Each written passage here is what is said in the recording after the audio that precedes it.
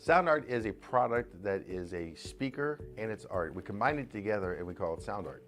What makes it so unique that any picture can be your speaker? Sound art gives you the high quality sound without the ugly speaker. This isn't a picture with a speaker, the picture is the speaker. Just imagine your wedding picture, upload it onto a canvas, and now it's speaking 10,000 tunes. I mean, it's a very cool concept. What we like so much about it that you can take anything that means something very special to you, upload it on the canvas, have it hanging up in your room, your balcony, wherever you want to put it, and now it's a speaker. I mean, how cool is that? It's something that we have that and no one has. No one has this product. It's just a great gift to give anybody. It's just a neat concept. Around here we say, art never sounded so good.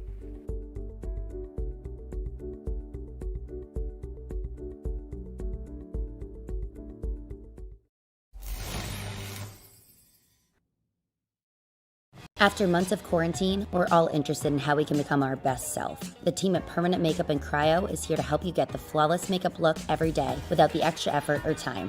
When it comes to your appearance, you deserve the best care that money can buy.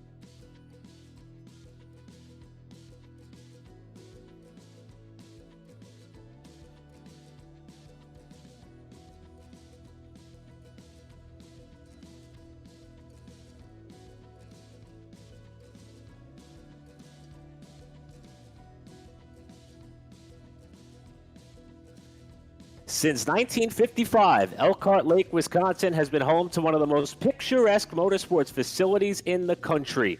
The name is fitting. Road America, made up of 4+ miles of breathtaking roadway that will test the abilities of even the most experienced of racers. With 14 different turns and noticeable elevation change, this track is deemed perfect for all forms of racing, whether it be on 2 wheels or 4. Tonight, it's the Pacific Challenge GT3 Series, fresh off their thrilling season opener at Donington Park 1 week ago. Can Jesse Webb go back-to-back to kick off what he hopes to be the start of a championship run? Or will a new name emerge to the top step of the podium following 60 minutes around a track where strategy and bravery collide? This is round number 2 of the 2021 Pacific Challenge GT3 Series, and it's coming at you live on Pit Stop TV. Hello, everybody, and welcome to the virtual Road America in the aforementioned Elkhart Lake, Wisconsin, where we are getting set for another race in the 10-round championship series for the Pacific Challenge GT3 Series. I'm Eric Brennan. Absolute pleasure to be with you for the second time in a row in the second race of the season for this championship. Joined tonight by a gentleman who's pulling double duty for us here tonight, Emerson Arden, who is not only handling the producer role of our broadcast, but you'll also be able to hear Emerson on the call of tonight's race. And, of course, we want to give a call out to Corey Rexford, who's holding it down for us on social media. And for more information on how you may be able to be part of a future broadcast, just take on down the email that you see there at the bottom right-hand portion of your screen. Speaking of social media, I want to remind everybody that if you have not done so already, be sure to check out and share tonight's broadcast across all of our platforms, whether it be on Facebook, Twitter, Twitch, and YouTube. And you also will be privy to many more sim racing broadcasts that we have in store, not just this week, but for the rest of 2021. But let's talk about what we are going to see here tonight. Just 7 nights ago, we had the season opener for this GT3 Series. It is an event which is very popular, very competitive. As a matter of fact, some of the drivers here tonight are some of the best on the platform. And Emerson, we are at a track that is a fan and driver favorite, Road America. I can't wait to get this one underway. I can't wait, Ivor. Hello, everybody. Yeah, we're at Road America. This is one of my favorite tracks in the nation. For many reasons. First of all, it is a beautiful, beautiful racetrack. I know it is over 4 miles long, so it is a lot for iRacing to detail. So, I mean, iRacing does a lot of the talking when it comes to the scenery of the track, but what we see in virtual. At Virtual Road America does not do it justice. It is an insanely beautiful track and a great track for racing. And yeah, I mean, you have there's certain tracks that have passing opportunities that are either too close to one another or virtually not there at all. This track, I think, does a great job at keeping the passing opportunities at a relatively good distance. I think that promotes racing. They're at the ends of long straightaways after a section of a few different types of corners. You have the sweeping carousel, the 90-degree corners, and yeah, I guess that it would be good to show you what we're talking about with this track map here. Yeah, no, you bring up a great point. In our lead-in to tonight's broadcast, I did a little bit of compare and contrast to the season opening venue at Donington Park, where we struggled to identify a key passing zone. I mean, look at here. This is a track that has nicknames galore for some of the corners and straightaways that make up the 4+ miles of racing action that we will be covering for you here tonight. But you mentioned passing zones. Turn 1, obvious. Turn 3, maybe. Turn 5, a preference. And then you kind of have to get in a little bit of a rhythm as you come all the way through the remainder of the track, through Hurry Downs, the carousel where it can be so tempting to get on the throttle a little bit too early, the kink where the bravest hold that thing wide open heading through Kettle Bottoms, and then, of course, the momentum portion, Canada Corner, Thunder Valley, and the Bill Mitchell Bend. But perhaps the most important sector that we will be watching all night is the final corner, turn 14, where they will be ready to embark in an uphill run to the start-finish line, not just for the last lap when they're coming to the checkers, but if you don't get off that corner, that final right-hander properly, it is going to kill your momentum down the straightaway, and the competition will surely be ready to pounce. That's a look at tonight's track description and track map for tonight's second race of 2021 for the Pacific Challenge GT3 Series. Now, we mentioned Donington Park was in the books. That means we have an official championship picture that is starting to form. And as you guessed it, the results mirror what we saw 1 week ago. Jesse Webb, who was publicized as one of the newcomers to keep an eye on coming into this series, went on to capture the flag in what was a relatively close race all throughout the 1-hour contest. By virtue of that win in the Audi, Webb finds himself atop the championship points. But Emerson, we saw a lot of drivers who were very strong throughout the night, and this is their next best chance to try to see if they could join Webb in the win column. Oh, for sure. I mean, let's not sell it short.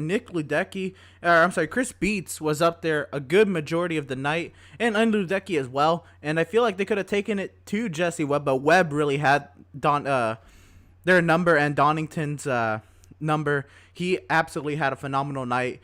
He led, I think, all the laps besides what he didn't lead in pit cycle, and then we fall back to what's here with fourth place, John Wittendorf, Curtis Jones, Spencer Vick.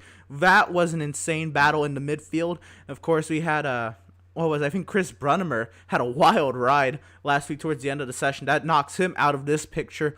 We have James Hansen, Trevor Anderson there as well. They're 61 points back, along with Jackson Lowry back here and BC Voigt. This is quite a difference, but anything can happen in racing, and we could see a huge sweep of the standings after 2 races.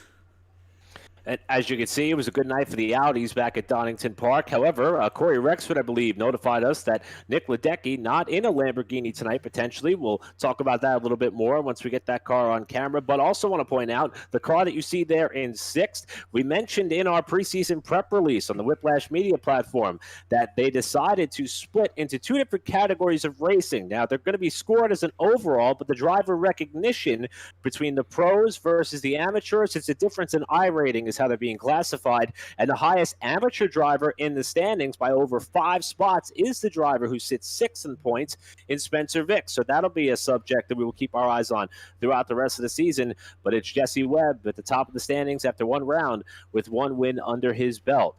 Now to tonight's contest. We mentioned 10 races in this calendar season, 3 of which are going to be special endurance events. The majority, though, going to be 60-minute affairs, and this is the second one of said races on the calendar. It comes at a track where we're seeing an average of 2 minutes plus on the lap time, so strategy is going to be ultra important. Pit stops are going to be ultra important, and even the qualifying session that we have underway right now, that we are actually in the second portion of, it is a 20-minute session in total. We've eclipsed the halfway point, and there you see a couple of drivers who we just saw atop the championship standings, atop of the pylon, and there's a pretty good bit of separation. The driver you see in P1 right now, Nick Ledecky, only driver in the 2-minute 4-second bracket, as we have reached beyond the halfway point, as you can see on the top left-hand portion of your screen, a little over 7.5 minutes to go, with Ledecky sitting in P1. The point leader, Jesse Webb, currently second,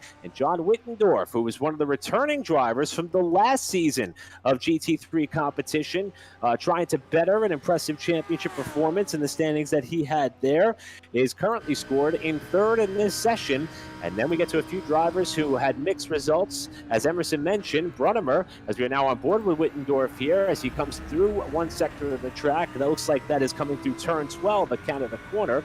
As he comes through there, you know, Chris Brunimer is a driver who had an unfortunate ending to his season opener, and he's trying to get a little bit of a rebound. Here he is in the Audi, and he is currently fourth in this qualifying session with 7 minutes to go, trying to improve.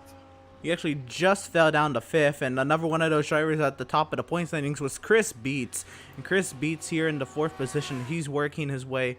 I believe this is the end of the front straight there in turn 1, and actually no, that was turn 3. And yeah, we are really working with two completely different races. Donington was really all about rhythm and momentum and just working through the technical aspects of that course. And turn 4 was a trouble. Well, there was trouble spots all over, but turn 4 and turn 8, those are real trouble spots. Now the trouble spots are heavy braking zones and passing zones, which I guess you can compare them to, but just two completely different animals. The Luther strategy is going to be huge today, with the front straightaway being so long and so fast, and the pit lane speed only being 45 miles per hour. Drivers reaching upwards of 170 on the front stretch. It's a lot of time you're losing if you're not on that front straightaway, so you have to be nailing that pit strategy. And speaking of pit strategy, it seems like any time you watch any race at Road America, whether it be in a stock car, open wheel vehicle, and pit strategy comes into play, it's ultra important to make sure you nail down the calculations. And we heard it at Donington Park. We heard it in the tail end of the 2020 season for the GT3 Pacific Challenge, where drivers who may have elected to go with the crew chief to help them make sure they nail the number that they want to hit when they come in to re-up for fuel. We also have some drivers who are electing to do it themselves. And if you miscalculate by the slightest of margins, we were joking before we came on air and qualifying got underway as we're watching Nick Ledecky, the current pace setter in the McLaren tonight. We were joking as we went on air that, you know, we saw the cars all land rush onto turn number 1 off the pit lane, and it seemed like it took forever for them to complete that 2+ minute outlap. And that's pretty much how this race is going to go. If you end up misjudging by just one lap or by just the fraction of a gallon of gas, you could be paying the ultimate price and coming up a little bit short. And in this stacked and deep field, 36 cars have taken time. 2 have entered, yet to clip the stop as Ledecky runs wide. Huge crash there through what looks like the kink in this qualifying session. But a mistake in this race, in this field, is going to be multiplied, especially when it comes to strategy. Well, good thing these are virtual cars. That driver will be all right and ready to go for race time. That was huge. I couldn't get an ID on who that was. But we continue on in qualifying. But yeah, the last thing you want to do is run out on the far side of this course. It is an absurdly long tow time to tow from the carousel to the pit lane. You're spanning quite a lot of green, and it's pretty much race over if you have to tow from the far side of the course. So you want to hit that fuel number right. And we saw last week that that fuel was a question if we were gonna have enough. Or not last week. I'm sorry. This past Saturday we had an event with the Pro Mazdas, and fuel calculation became uber important there as well. And just like in any form of racing, but with this we have 70% fuel loads in these cars. It makes the strategy much different from last season, and it'll be interesting to see at such a long track.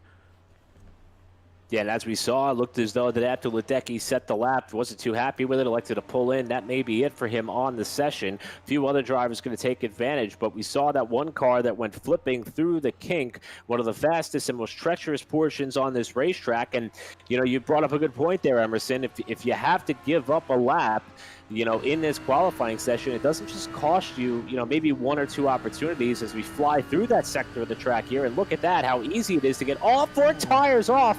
And that is how consequential that sector of the racetrack can be. Another car barrel rolling, and that is Christian Gergais, who has gone for a ride. It is treacherous. I mean, in any form of racing, the corner you fear the most at this track is that kink. It is absolutely insane and a wild ride that he went for there in qualifying. Once again, good thing it's qualifying, and good thing these cars are virtual. Is that these are horrendous hits these drivers are taking. Yeah, the virtual parts truck is going to be cashing in on a lot of these mistakes that are happening there at that sector of the track, but opportunity is starting to run out. As a matter of fact, we're closing up on 2 minutes to go. I'd say at this point, if you get to the start-finish line from here on out, this is going to be your final lap or your final attempt to try to eclipse the 2 minute and 4 second .613 lap time that was set by Nick Ledecky, who was our 3rd place finisher 1 week back and our season opening winner at Donington Park. And Jesse Webb is currently 2nd, and John Wittendorf takes you through your top 3 in this final minute and a half. And I'm not sure if you want to be that close to the competition, especially seeing how it has been so simple to make a mistake. This is also another opportunity to bob and weave maybe off track here. That's turn 5, the left-hander, with a little bit of runoff room to driver's right. That's a good passing opportunity. Then another immediate left-hander at turn 6, and that is when you start to set yourself up through hurried downs and another part of the racetrack that could be so tempting to overdrive. This is Chris Beets, who we're following, who is currently 4th in the session. He's going to come through turn 8, the left-hander, and then the carousel. Underneath one of the many bridges here at Road America, this part of the racetrack, which will take you through a sweeping right-hander. So tempting to want to flat-foot it through here, but if you allow the rear tires to break traction with too much power, you can pretty much throw the lap right in the trash. Now through the kink, wide open comes Beets. This is where we see many drivers nearly clip that foam's DRS zone on the left-hand side of the track. Beets keeps it all on the pavement, but that is definitely going to be the trouble spot to watch, and what is possibly Beets' last attempt to crack the top 3 in the session. Yeah, that's exactly why I was watching him. We saw Weitendorf go off track in turn 2, which will ultimately end the attempt, because any incidents you get during a lap will invalidate your lap time through iRacing. So other than Nick Ledecky out of the top 4, Chris Beets is up here, and he's gonna cross the line. Is he gonna get another attempt? Barely 3 seconds, and he'll go 2nd quickest. Still has to find half a second if he wants pole position, but he's got, now 3 minutes to run off. Ledecky hits the pit lane once again, and as far as the top 10, I think it's only gonna be, we have here James Hansen in 9th, also trying to work his way forward, but he's a 2nd back off his previous lap time.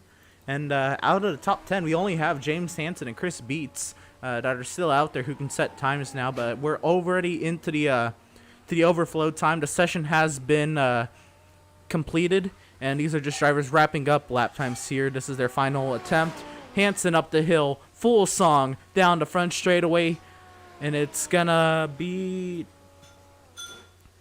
Looks like he did not improve, and he'll stay 9th.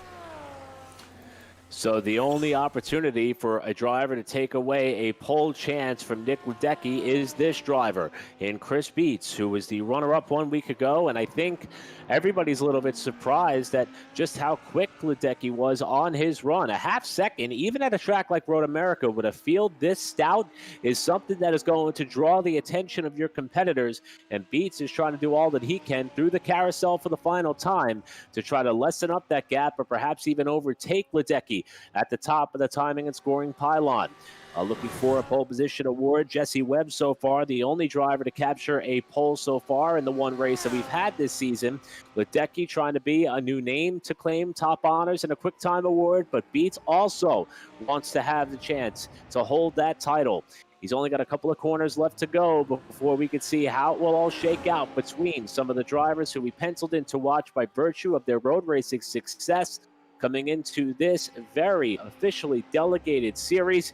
And he's now going to come through 14 and up onto the main straightaway. And it looks as though Beets knew he didn't have what it needed. So that would pretty much sealed the deal for Nick Ledecky to claim top honors and pole position for the second race of 2021 of the Pacific Challenge GT3 Series. Hansen remains on track, not quite sure how positive of an effort this lap may be, but with 50 seconds still to go, Hansen's going to have to dig very deep to try to upset the apple cart at the top of the timing and scoring order. Yeah, I'm not entirely sure. This could be just a very fast cooldown lap for James Hansen, extra practice possibly. I thought he crossed the line after time was up, so I don't know if this lap is going to count for anything. I believe, yeah, off of turn number 14, he's going to hit the pit lane. So yeah, it was just a very fast cooldown lap for Hansen, which, you know, any track time is track time. Get what you can. And that, yeah, I think that's all we have left on the track. So yeah, that will officially do it. As you said, Nick Ledecky on the pole for round number 2 of the Pacific GT3 Series Challenge at Road America. And yeah, what a race we're in for. So many GT3 cars. We had in the range of 40 last week at such a small track. We have 38 tonight at a very long track, but I think the action still isn't going to be any short of what we saw last week. One of the themes that we were leaning on when it came down to race time at Donington Park was survival of the first opening few laps. That's pretty much the name of the game, especially if you're starting in about row number 4 on back. You don't want to get swept up in an incident so early, especially when it's going to be so tempting to try to dive out either the driver's left or right to make up as many positions as you can, because this initial green flag is going to be your best shot to get up to the front and hopefully keep pace with the 3 drivers who have set the stage for this season, at least at this point. And it gives us an opportunity now to take a look at how the field will line up for the green. And as we mentioned, Nick Ledecky by over a half second, the pole sitter, with Chris Beets to his outside. Beets sliding up in that second spot. Both drivers looking for their first one of the season. Jesse Webb, the only driver with a chance to remain perfect on the year, trying to go 2 for 2. And John Wittendorf, one of the returning veterans of the series, going to line up outside in 4th spot.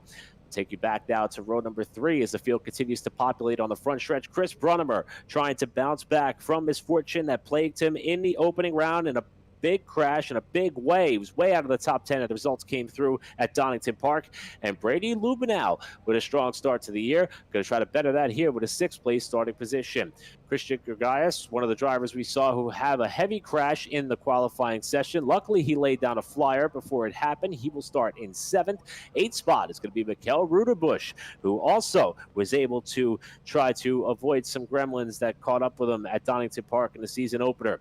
James Hansen had a top 10 finish at Donington Park. He's going to start the top 10 here. He'll roll off in 9th. And on the outside is going to be Alexander King on one of the triple-digit cars. 164 will roll off from the outside of row number 5. We fall back to row number 6. We'll find Tyler Campbell in the number 121. And to his outside will be the 9 of Curtis Jones. Row number 7, we'll find Gavin Cohn and Jimmy Allen. In row number 8, Alex Schreber, Sarah Rabb. For number 9, we will find Sven Hartman and Corey Peters, and rounding out the top 20, Trevor Anderson and Wade Hayes.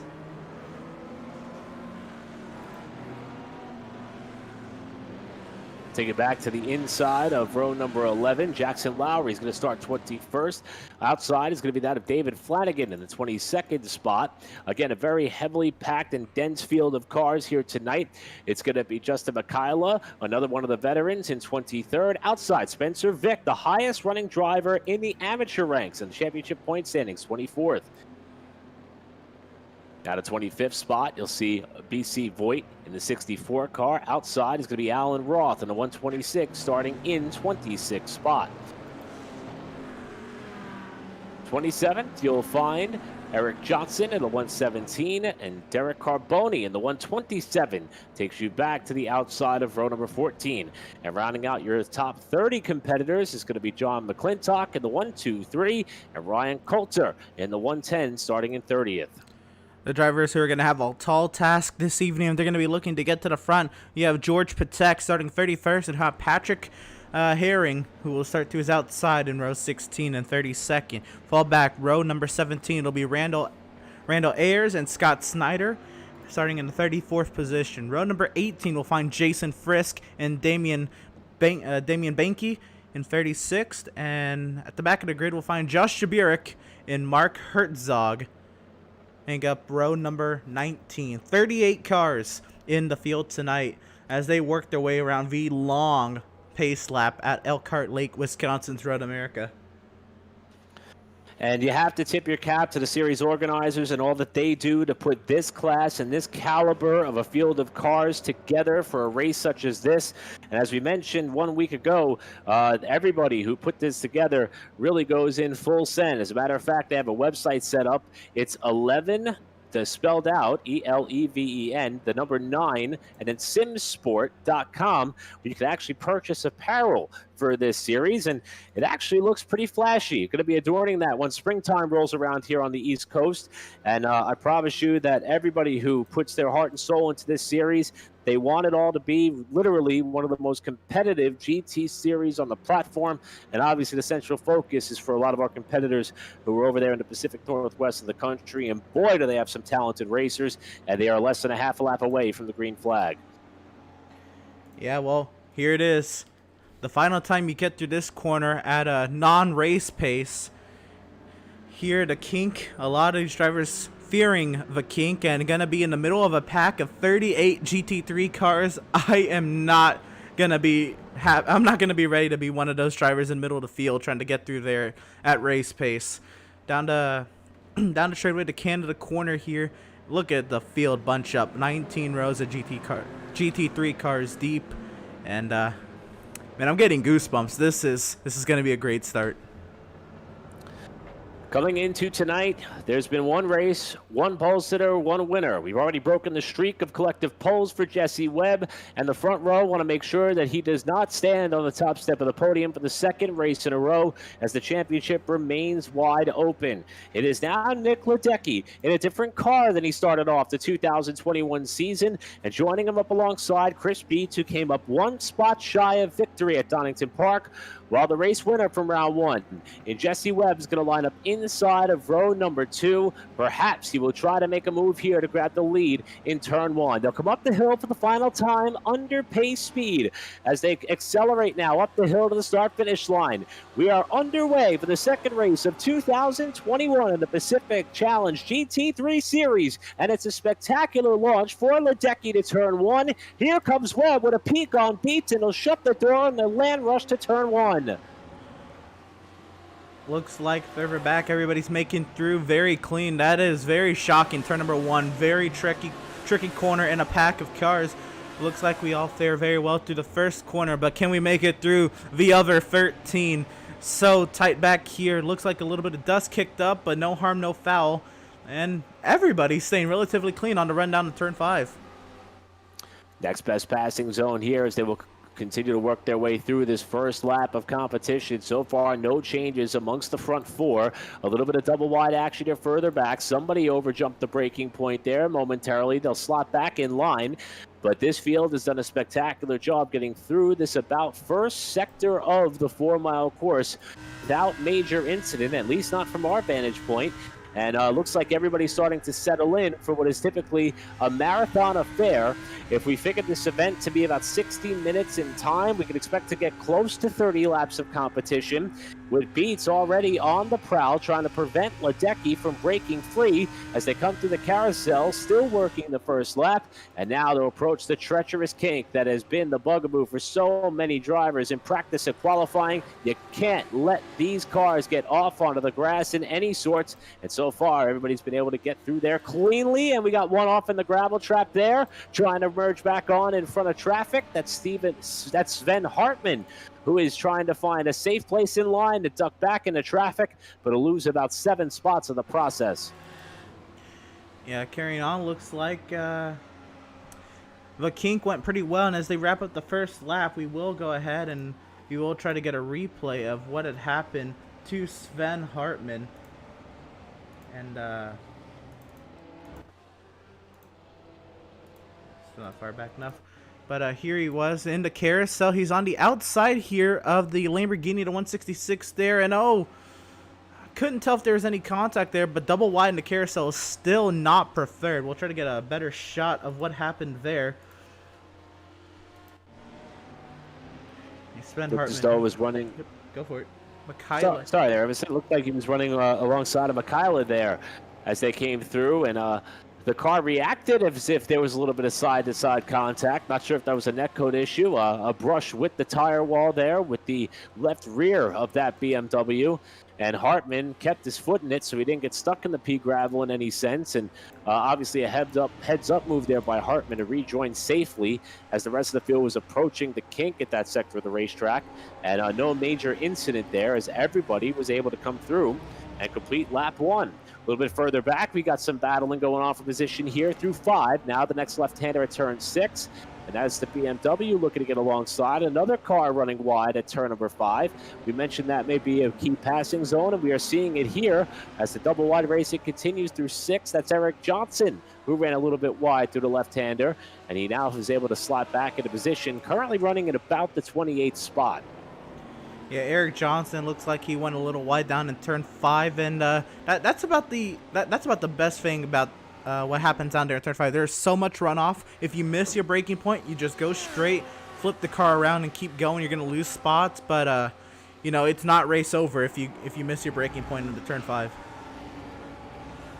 Turn our attention now back up to Beats, who is trying to, even at this early point of the race, pretty much stop the bleeding. The margin at the head of the pack is starting to grow significantly. Wow. With Nick Ledecky at the helm. It's already up to 1.4 seconds. It looked as though Beats was going to keep pace with him early in the going, but right now, as they come up the hill on the front stretch, Ledecky is just starting to stretch his margin up down towards P1. We're on board with Chris Brunnemer at the start-finish line. He's looking to climb further up into the top 5 as Ledecky lays down the fastest lap of this race early in the going. Brunnemer had a run, but counseling patience. Didn't elect to try to sail it off there to the inside of John Whitendorf. He'll duck back in line and continue to follow in the tire tracks, but Brunnemer is going to be somebody to watch, especially once we enter into the pit strategy zone of this race. And already, we've eclipsed a couple of laps and almost 5 minutes in this contest. This race may seem to go by pretty quickly despite the 60-minute time clock, and that's going to increase the level of desperation for some of these drivers to try to work their way to the front. Yeah, after the very, very crazy start last week at Donington, and it pains me to say it, but also a large amount of crazy starts last season, a very clean first 5 minutes here at Road America. Only really one driver not finding pavement in the early going. That was Sven Hartman. That was just hard racing through the carousel. A very treacherous thing to do, but nonetheless, very, very clean first 5 minutes. Yeah, so far, everybody able to mind their P's and Q's. And again, the prerequisites to be a part of this series set very high by the series organizers and their standards and expectations and driver etiquette and behavior. As a matter of fact, they also have a penalty point system in place. They literally go back and review every potential on-track incident, and they issue any type of amendments or adjustments to the standings that they see fit. And it certainly entices these drivers to make sure that they are racing as clean and fair as possible. And we see the rewards of that here so far early in this one at Road America. Watching now James Hansen, who is trying to pick up a few spots here in the running order. He's already +2 after starting in 9th, up to 7th. And the next car in line he's going to try to get around is that of Alexander King, who also has picked up 2 spots in the opening going. And they are both trying to do all that they can to further climb their way up the running order. In fact, that's Brady Lubenow just in front. It is King who is just behind Hansen, with Hansen being the meat in the middle of that sandwich. And everybody trying to improve on their running order in the top 10 as the driver rounding out that position looks to be that of Tyler Campbell and Curtis Jones, your top 10 as they approach turn 1, with Jimmy Allen looking for more. Yeah, back here we have a nice little battle for the 11th position between Gavin Cohn and Jimmy Allen. If I'm not mistaken, I think these drivers really were battling it out last week as well. A couple of BMWs just outside the top 10. If a couple of things fall their way, this could be a battle for a top 10 between these two. And down this long straight down to turn 5. This is a prime passing opportunity, but do you have the slipstream? Do you have the momentum to really be risky? Oh, closing so quick up to the back bumper of the number 108 BMW. Gavin Cohn has to really take evasive action to not hit him, but we continue on clean for the battle for the 11th position. Yeah, heads up there by Jimmy Allen to kind of swerve right in the last few seconds there to not avoid running into the back of Gavin Cohn and taking him out of a potential opportunity at a strong finish early in the going in this race. Still a long way to go.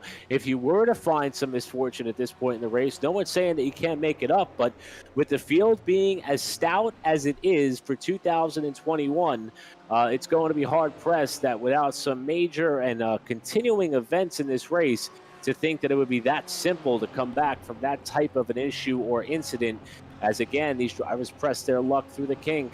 And so far, everybody's been able to keep it straight for the most part. And this is still one of the best battles on track between both BMWs. And now here comes to the inside. Cohn had a little bit of a bobble there. Allen had a big slide that time by Cohn, and it's going to break his momentum off the corner. Allen looks low. He's going to have the preferred line, but only for a moment.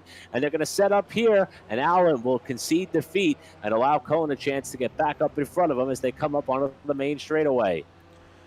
I think that is one of the greatest things about this series, and that's why I love doing this series so much, is the respect these drivers have for one another. I know there can be incidents on track, and that's just a result of hard racing or being so tightly packed together like sardines on the start. But these drivers, once they're in battle, they are very, very respectful to one another, and they're not over aggressive, I think, when it comes to battling. You do have to be aggressive when it comes to racing. Really, to move up at all, you have to be on the aggressive, on the offense. But these drivers, they don't put one another in danger when they try to attempt overtakes. And if they do, it's all by accident. They try their best to avoid them. As we saw, Gavin Cohn almost met the front bumper of Jimmy Allen last time by through turn 5. But again, great heads up from Jimmy Allen to not hit him, and they continue on the battle. Well, this battle continues on. I want to echo to all of our viewers who may be watching on Pit Stop TV for tonight's racing action, the second race of 2021 for the Pacific Challenge GT3 Series. We mentioned how clean the start has been, as Chris Brunnemer is also starting to give fits to John Whitendorf for fourth. We literally mean it. If you go all the way back to Scott Steiner, who is running in the 38th and final position on the racetrack, nobody has had like a hidden mistake per se, or a hidden off, or a spin, or a crash. We did see that one incident by Sven Hartman, but that didn't even kick him to the tail end of the pack. The field is still covered by less than 1 minute, and that is despite the blistering pace that Nick Ledecky is setting at the head of the pack. He's extended his margin at the front by over 3 seconds. So everybody truly having a strong, solid, and knock on wood, clean start to this event, as we are already over 10 minutes in, with Ledecky showing himself to be the guy to beat as he puts another lap on the board. And this is crazy. At a track that a lot of people say is just a whole bunch of straightaways and tight corners, this is insane in the McLaren of all cars for Ledecky to really be just really stepping out and continuing to gain on his margin over Chris Beats and Jesse Webb. We knew how fast they were last week, and looks like there was a change for position back here. It blipped on time and scoring, and it says Brunnemer in fourth over Wittendorf. Looks as though that Brunnemer was able to make that pass. He's been pressuring Wittendorf for quite some time. Wittendorf now with a chance to counter as they're going to approach turn 5, the left-hander, and Brunnemer had the option there momentarily to defend, as it looked as though Wittendorf set it in there pretty deep. Was able to avoid the back bumper there that time. How about Sarah Rabb trying to work her way further forward in the running order? Rabb, a driver who we did see compete in some capacity last week, a driver who was very impressive in the latter stages of the 2020 season in what was one of the year-end races at the Sears Point of Sonoma Raceway out in Sonoma, California. And Rabb now in the field here. We did see her in action at Donington Park. Did not get the best of results, trying to improve on that. And we got a problem. That's Justin Michaela, who has gone around here.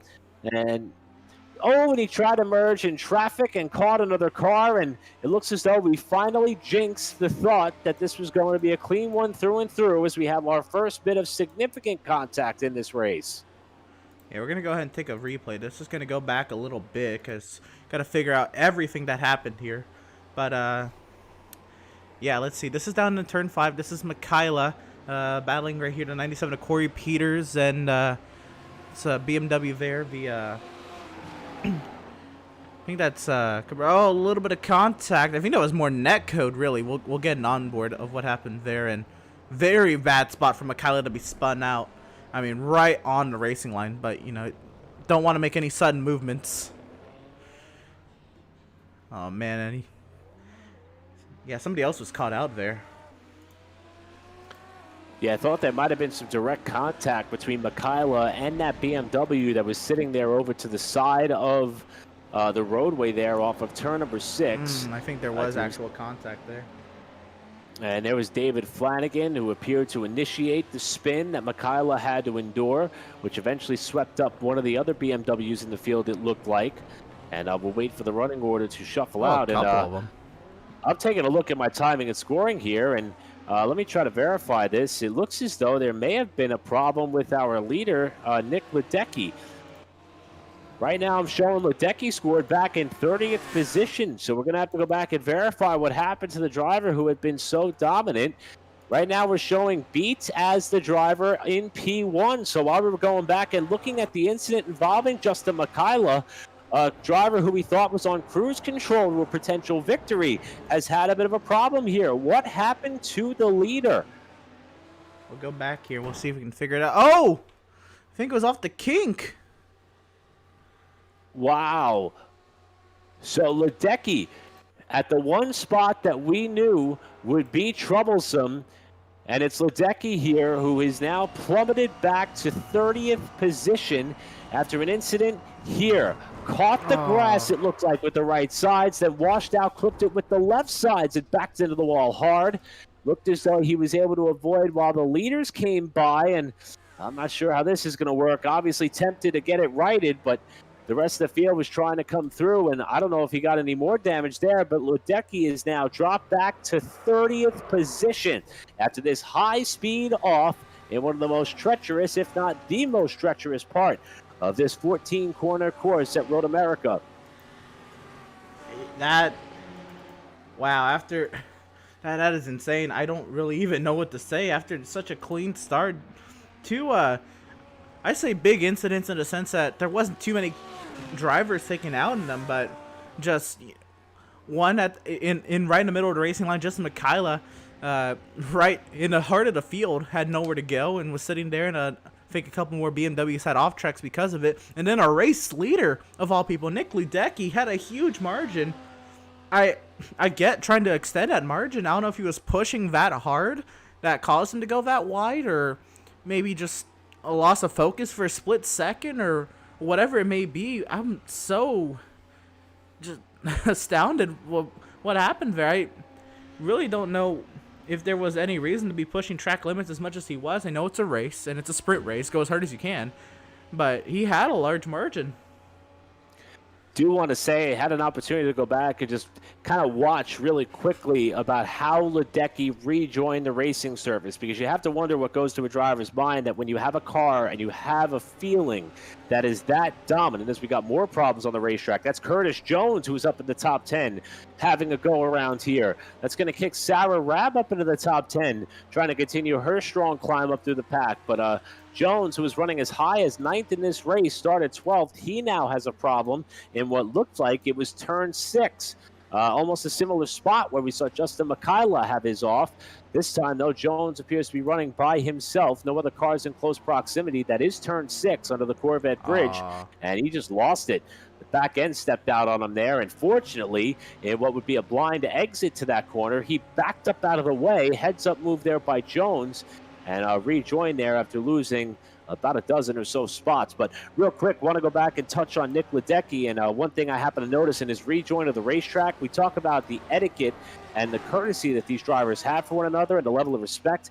You know, if you have a car that is that dialed in, that on the money, and you spin out, especially when it's a driver's error of your own doing, I would understand there to potentially be a real bit of angst to try to rejoin the field. And Ledecky really took his time to blend that back up into traffic. He kind of went back and forth multiple times before he decided it was safely time to merge. And that is something that deserves a tip of the cap. It would have been very understanding for him to just floor that thing back up in front of the field, but instead he patiently blended back in, albeit minus 29 spots in the running order. And now we'll see what he can make of this day, as Wade Hayes has appeared to have had a high speed off in what looks to be that of turn one. Yeah, very commendable with what Ludecky did. I understand how frustrating it would be to spin from the race lead, so good on him for not, causing any more carnage and being respectful. But here's the replay of Wade Hayes coming down into turn number one. He's under pressure from an Audi, and oh, descent to the inside. Was there contact? Unfortunately, there was. And Wade Hayes gets the short end of the stick down in turn one. That was contact with the 107 of Spencer Vick. And we'll see if we can get another view of that. Spencer Vick, as we mentioned, coming into this race weekend, the highest in the point standings in the amateur rankings, and also started working his way up through the field. As we're on board with Vick here on the run to turn number one, was running, in fact, is still running in the 14 spots. He's picked up 10 positions in the early going of this race, and set it off in there to the inside, and that's a pretty close racing down to turn number one. Not sure if Vick was up alongside far enough to, in fact, cost him a spot after he broke his momentum on corner exit. However, I think the big loser on that deal, though, it's going to have to go to the driver who ended up in the gravel trap big time there in turn number one. And that was the reason for that incident. And now it looks like Ludecky is on the pit lane. The driver who crashed out of the lead, now running 37th. Perhaps this is a bit of a pit strategy. Come in, get the stop and the service done, get full fuel loads to the end, and hopefully see if you can outsmart your competition as they all attempt a short fill on their respective pit stops if they elect to stay out even later. But it is now Chris Beats the leader. Yeah, I don't know if that was strategy or not. I would get that, if you can fill now and just go to the end and go as hard as you can. But if he is trying to do that, he had some required repairs there, because he is down in the pit lane for quite some time, upwards of 2 minutes now in the pit box, and counting for Nick Ludecky. Yeah, we're coming up to the 1/3 mark of this race, and it's really been a tale of 10 minutes here. The first 10 minutes very clean, and the next 10 minutes everything just broke loose, and had a lead change unintentionally, really, with Chris Beats just being in prime position, but now has a 1.7 second advantage over Jesse Webb. And I hate to say it, but I think Ludecky's mistake could add more emphasis on the battle for the race lead. Yeah, I agree with you there, Emerson. And as a matter of fact, I think, even though we were only less than 2/3 of the way into this race, I think we were all getting set for what was going to be a race for second throughout the rest of the day. And that's not to say that we're not going to have some great battles like we do on track here, like George Patek, who is in a bit of a fight there with Ryan Coulter for position. Granted, this is back at about the 31st, 32nd spot, but I think we were all starting to accept the fact that Ludecky was just too superior, and I'll be the first to admit that I was wrong. Ludecky with a uncharacteristic mistake that has now put him behind the 8 ball and well down to the running order. And with this being such a relatively short championship season and championship paying stint, this is probably his one and only mulligan that he could afford on the season if he wants to contend for a championship, especially with Jesse Webb still running in second and Beats now running in first. He's really going to have to battle back in the latter stages of this season, and that's going to be very fun to watch, and it has certainly added a little bit more flavor to this race as we're on board with Jackson Lowry, who's running in 15th spot, trying to climb up a little bit higher in the running order. Got a good tow here up the front straightaway. We'll see if he can get one more spot as they approach turn one. Yeah, Jackson Lowry here. This is for the 14th position to the inside. How will Vic respond? I know he was on the opposite end of the stick when it came down to it down in turn one, but they make it through clean. And they continue to duke it out, and the spots change there. Lowry up to 14th, and it's a nice little 4-car battle we have back here. Yeah, you've got Corey Peters next in line, and also you've got David Flanagan, who did not partake in the practice session prior to this race. in one of the blue BMWs in the field, and a little bit of defensive driving there as they go into the corner. Vic trying to find a way through, almost overcooked turn 5. He'll fall back in line there behind the car, in which he just lost the position to there in Lowry. And this race will continue on up in a 6th spot. While we have a quick look of the top 10, this will open up an opportunity for us to thank some of those on the series side who make this race possible. And take a look at the driver who's currently running in 10th spot. That's Sarah Rabb, +6 on this race as the battle for position continues on. But there's Sarah, been able to keep her nose clean. We mentioned the impressive end, and just as we were talking about Sarah Rabb, she's going to lose it on the power off the corner. She'll now back up out of harm's way, and Sarah Rabb is going to get it right, and she will lose that top 10 starting position. And I believe I owe Sarah Rabb an apology for the jinx here. I was just about to talk about the fact that she has thrown her name on as a series sponsor and supporter.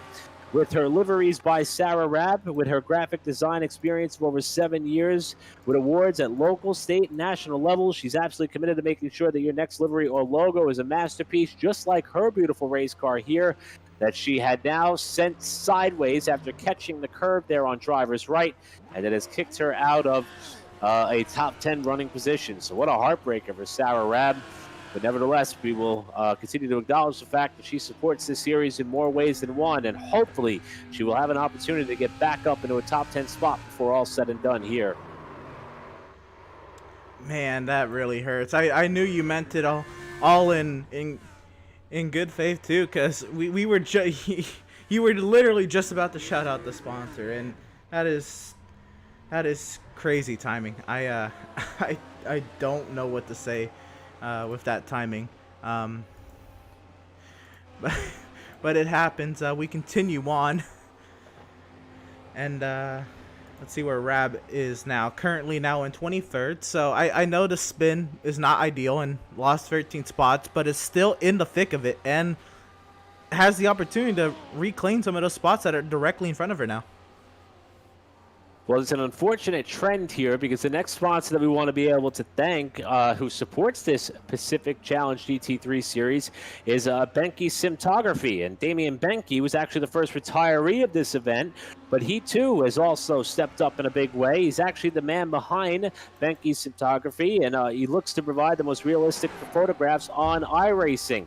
Obviously, I'm sure that he would much rather be behind the cockpit of his race car, but tonight he has a chance to try to capture some beautiful pictures for the series.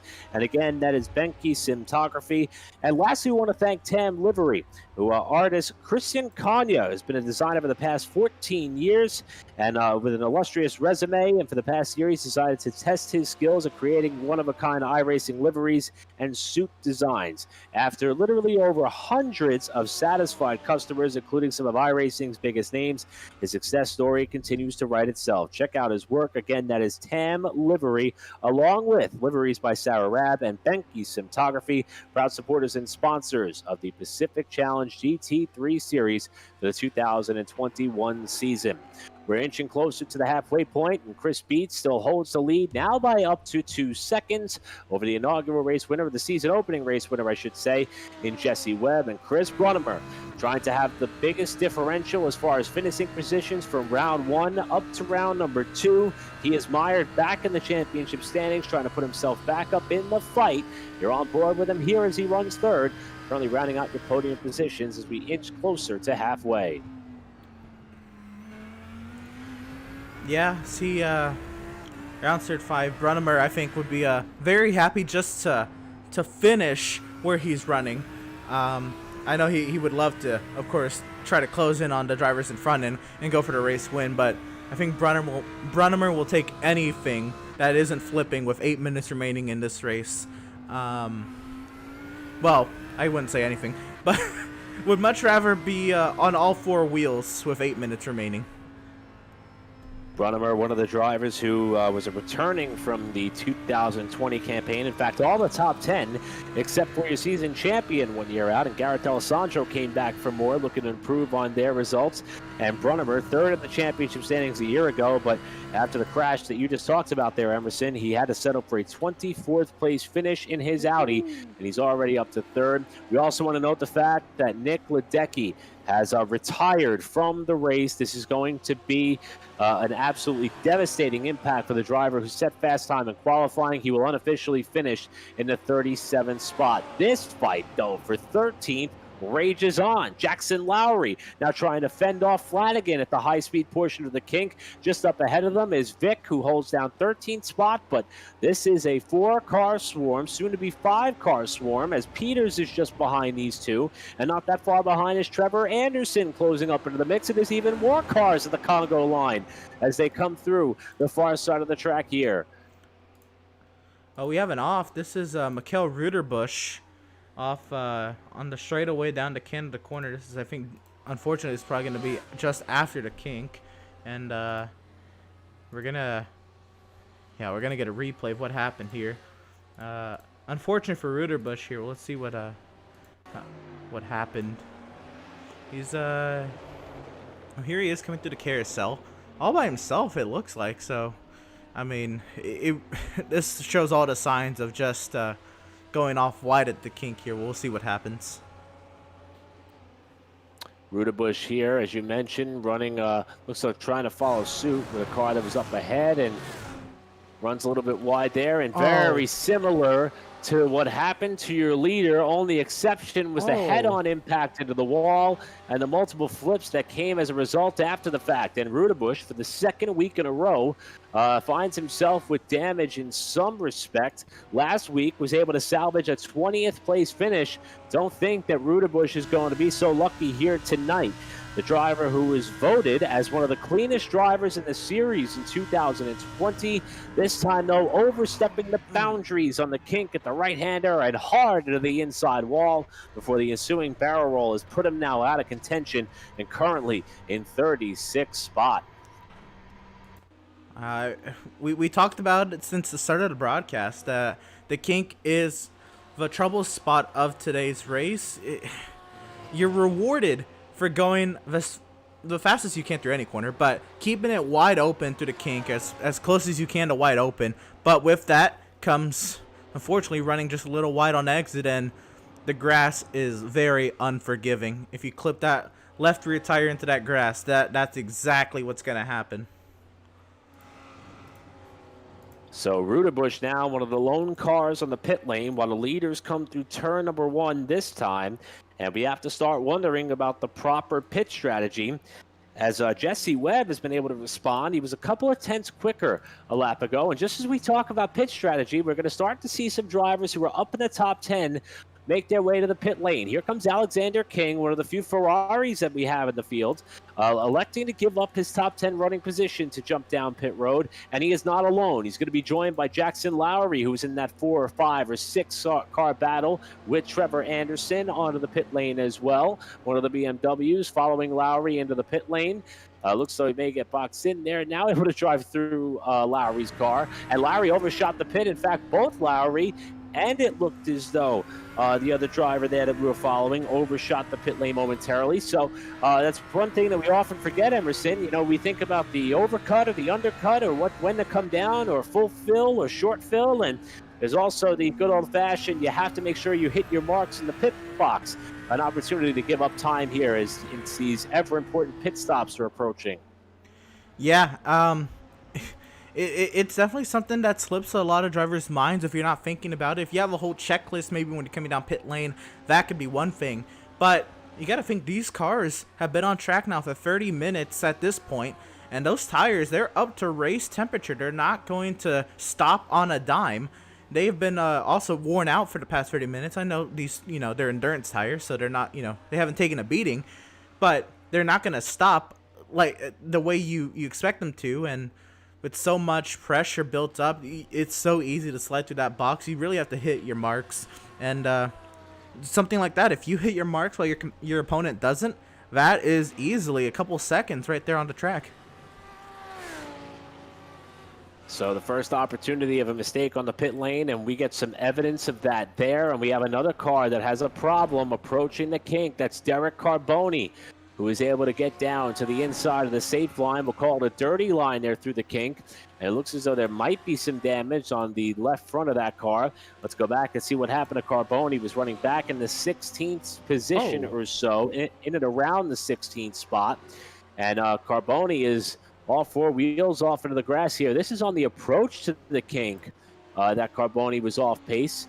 We'll back it up here a little bit more and see what happened to Derek. This is coming through what looks to be the carousel en route to the kink. And perhaps here may have caught the grass there with the left sides, and hard flush impacts with the concrete right underneath one of the pedestrian bridges that go over the racing surface.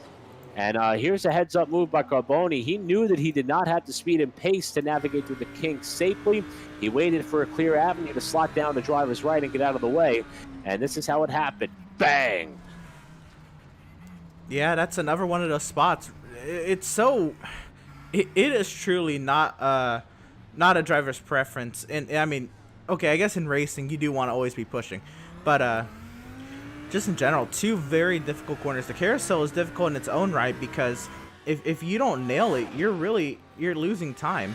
It is you're either gaining or losing time to the carousel, and there's really no in between. And you're rewarded for nailing that exit. And I think maybe he's been able to push the limits on the exit a little bit, get right up to that left side curbing. If you're able to hit that, you're using as much as the track as you can, which means you're able to carry more speed.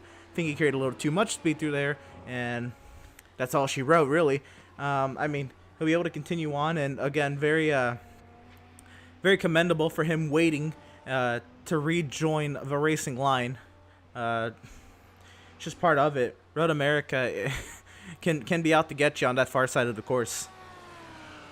Seeing a lot of heads-up driving by all of our competitors in this field, and while the leaders come down to the line, we inch closer to what we expect to be pit stops. Let's take an opportunity and thank those who make it possible for us to bring you racing action like what we have here tonight with the Pacific Challenge GT3 Series on Pit Stop TV. We want to take this chance to thank some of our sponsors, including the Sound Art of Tucson. And with them, it is your picture, your music. You provide them any image that you would like. Could be of your race car, your sim car. Maybe head on over to some of the sponsors at the Pacific Challenge GT3 Series. Ask them for a photo of the car that you think looks the best.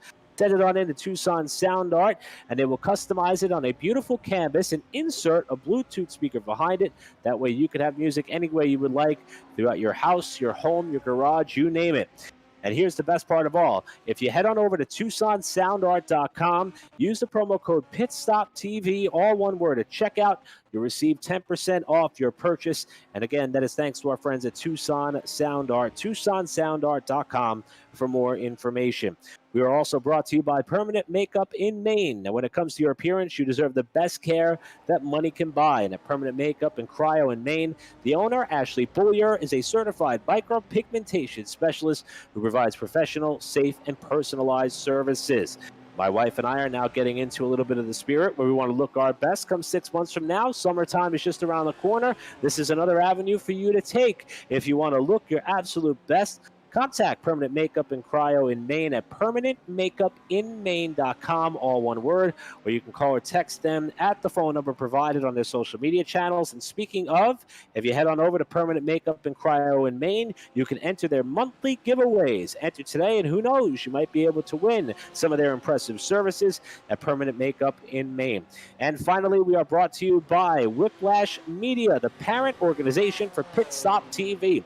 We highlighted the press release that was put together by our very own Trey Shuttlesworth, and he pointed out some of the drivers to keep our eyes on heading into this year's campaign, and that was all over on the Whiplash Media platform. They specialize in various sim racing resources, paint schemes, stream overlays, camera packs, and more, and they're also working on their presence in the real world of motorsports, offering services such as photography, social media management, and PR services. Head on over to whiplash-media.com for more. With that, we've got about 23 and a half minutes to go in this race, and the battle that just seemingly won't go away between Chris Brunnemer and John Wittendorf. These two have been glued together, bumper to bumper, sometimes reciprocating roles between the third and fourth spot.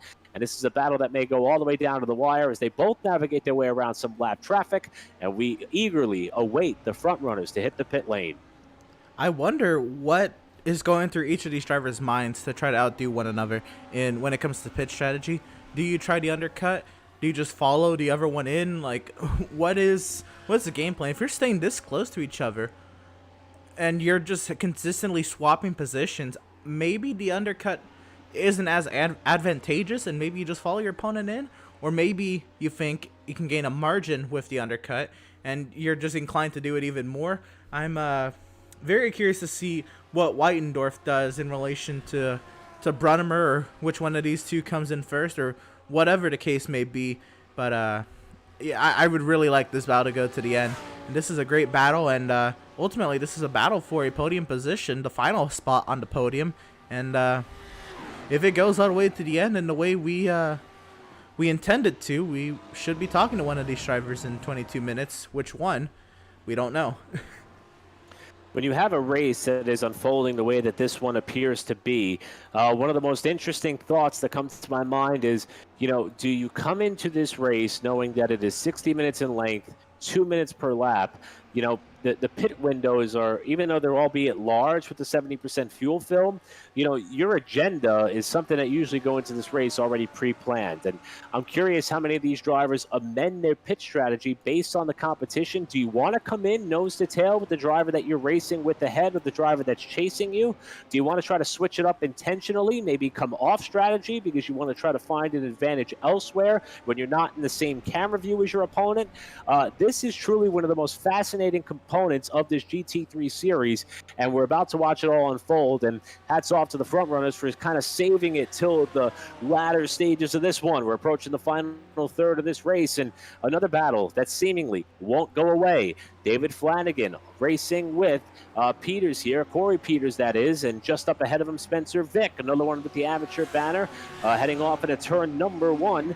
This will be a race for what looks to be about 11th on back, still 3 cars strong. Or let's remember, we had like Trevor Anderson, Jackson Lowry, and Sarah Rabb come into the pit lane, and they were a part of this battle. Where did it come out in relation to these guys? They pitted at this point about 10 minutes ago. And these drivers, I'm assuming, they're going to just stretch their field as thin as they can and come in and take whatever they need to go to the finish. Where did they come out in relation to one another? In a huge 6, 7, 8 car battle and a difference of 10 minutes in pit stops. Will we still have that same battle? And what is going to be the different agendas of drivers? We have more drivers hitting the pit lane further back. We have Scott Snyder hitting it. Trevor Anderson is coming to a stop on the front stretch with Sarah Rabb. Oh no, the heartbreak continues for Sarah Rabb.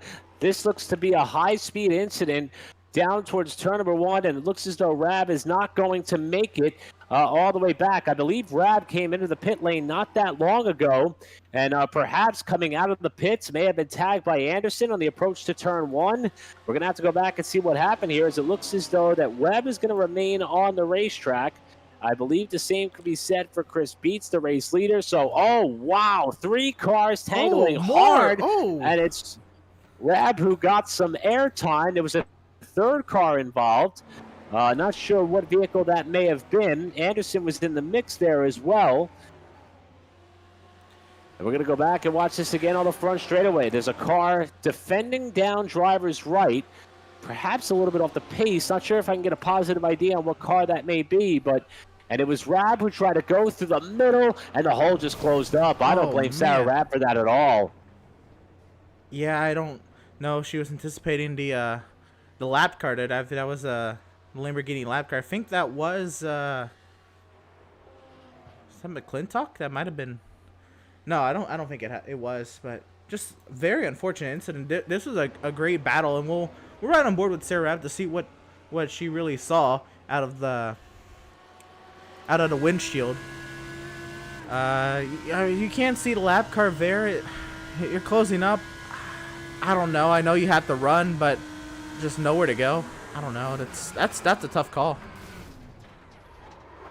Hard to believe if the lap car was trying to fade left to maybe give some room to cars that may or may not have been coming out of the pit area, but that is as much of a racing incident as you would have here on the front straightaway at Road America, and I just cannot kind of pencil in that as being totally on Sarah Rabb, who again was having a great run. Right now scored well back in the below 30th position. Going to be another driver who has some misfortune here on the day in what was a multi-car crash on the front straightaway as she was trying to make a move for position and just caught one of the lap cars as they started to blend back up into the racing line. Wrong place, wrong time, and absolutely awful timing. We'll watch it one more time here. And looks as though this is going to be the incident that forces Sarah Rabb out of competition as she has retired from the race. And this is looking back from the lap vehicle here, who was up against the wall and just started to drift out at the wrong time. That's Josh Jaburek, who was the lap car that was involved. So while they crash down to turn number 1, Sarah Rabb out of this race, and the race leader in Chris Beets is on the pit lane, I believe. At least Jesse Webb has come down the pit lane, and yes, Beets has led Webb onto pit road. Brunnemer's going to follow in third. And I believe, in fact, all the front runners. Wittendorf is on there as well. Look at this. Everybody literally playing follow the leader. And now we'll watch to see who gets off in time to make sure they nail down their fill calculations the best way that they can. It looks as though that the front runners are going to exit the pit lane in the order in which they came on. Now who can lay down the flyers on these colder tires if they elected to change tires, albeit.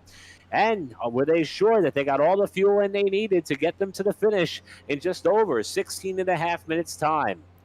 Yeah, how aggressive do you get on fueling? Do you underfueling is such high risk, high reward at a long circuit like this. You have to really hit the number right, or fueling, right on the limit.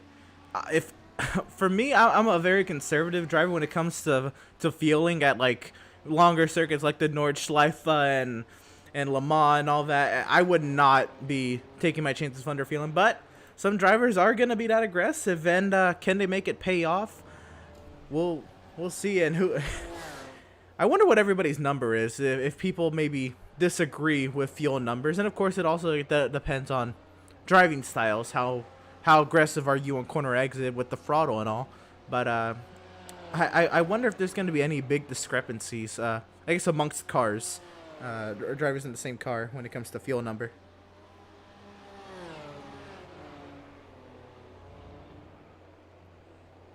So now with less than 16 minutes to go, most of the front runners have come down the pit lane, so pit cycle's pretty much starting to work the outer cycle through. And it is now going to come down to a bit of a mano-a-mano duel against two of the drivers who led the field just 1 week ago at Donington Park. And the battle between Chris Brunnemer and John Whitendorf is yet to fade. They're on board with Whitendorf here as he tries to close up on Brunnemer for the final spot on the podium, with Lubenow rounding out your top 5 for the time being. Yeah, this battle is still a thing. We saw that everybody up front came in. But there was no elected undercut from either of these drivers to try to outdo one another. They figured it was going to happen on the track, and it very well can. A 1.3 second margin at a track that is very slipstream heavy, it is almost really nothing. If Wittendorf can keep in the tire tracks of Brunnemer, should have no problem closing back up to this Audi. We'll see, though. It's staying stagnant at 1.2. Now it's gaining. It's really going to have to be coming from how good of a corner exit Wittendorf can get on these long straightaways. As we look back again there, Brunnemer trying to better the 24th place finish he had at Donington Park to kick off his season after finishing third in the championship standings 1 year ago, or I should say 1 season ago, as the people at the Pacific Challenge GT3 Series often run more than one championship-paying season in a calendar year. And this kickoff to 2021 is proving to be one of the most competitive field and classes of cars and drivers they've ever been able to wrangle. And it's being proven here. We'll do a little bit of housekeeping here as we approach the latter stages of this race. If you were not with us earlier, qualifying was a complete, dominating, and blitzing performance involving Nick Ledecky, who won the pole by over a half second at Road America. Obviously proving that he was going to be the car and the driver to beat and he opened up a healthy advantage over 3 seconds until he was caught off guard by the fast and treacherous Kink and crashed on his own out of the lead. Ledecky's going to have to settle for a 37th place finish, and that seemed to kick off a bit of chaos at one point in this race where multiple drivers were involved in hard crashes, a little bit of DNFs, a lot of drivers who have retired from the event, of which include that of Damian Benke. Also, Mikhail Rudebush is out of the race as well. Sarah Rabb was in a hard crash with Josh Gaburek, and a few other competitors have fallen a lap down. 29 cars remain on the lead lap. We're watching what continues to be about a 5 to 6 car battle for 12th on back, kicking off here with Corey Peters, Spencer Vick, Curtis Jones, and more, while the leader, Chris Beats, holds an advantage of almost 4 seconds. He's starting to walk away from Jesse Webb at the front of the pack, as this is one of the best races we have going for now. Got another race further back. This is Wade Hayes on Jackson Lowry. Lowry was one of those drivers who also pitted early, and Lowry did not get the benefit of the undercut. Now, I don't know if he was mired in traffic or had any effect with the... he possibly could have been affected by the incident between Anderson and Sarah Rabb. But here comes a good run from Wade Hayes on the front straightaway now. This is for 20th. The top 20 position can speak volumes and give you a little bit more momentum heading into next week. It'll be Hayes getting around Lowry for now. Down the front straightaway, they're going to go side by side. Hayes clears. And Jackson Lowry will now have to try to find his way back by Wade Hayes. If we can stay in the tire tracks, we might have this same song's second verse down in turn 5. I remember Wade Hayes has not had an imperfect event as well. He was involved in a high-speed off in turn 1. Fortunately, did not make major contact with any of the protective barriers. And yes, indeed, Lowry, I believe, was swept up in that incident that involved Sarah Rabb and company.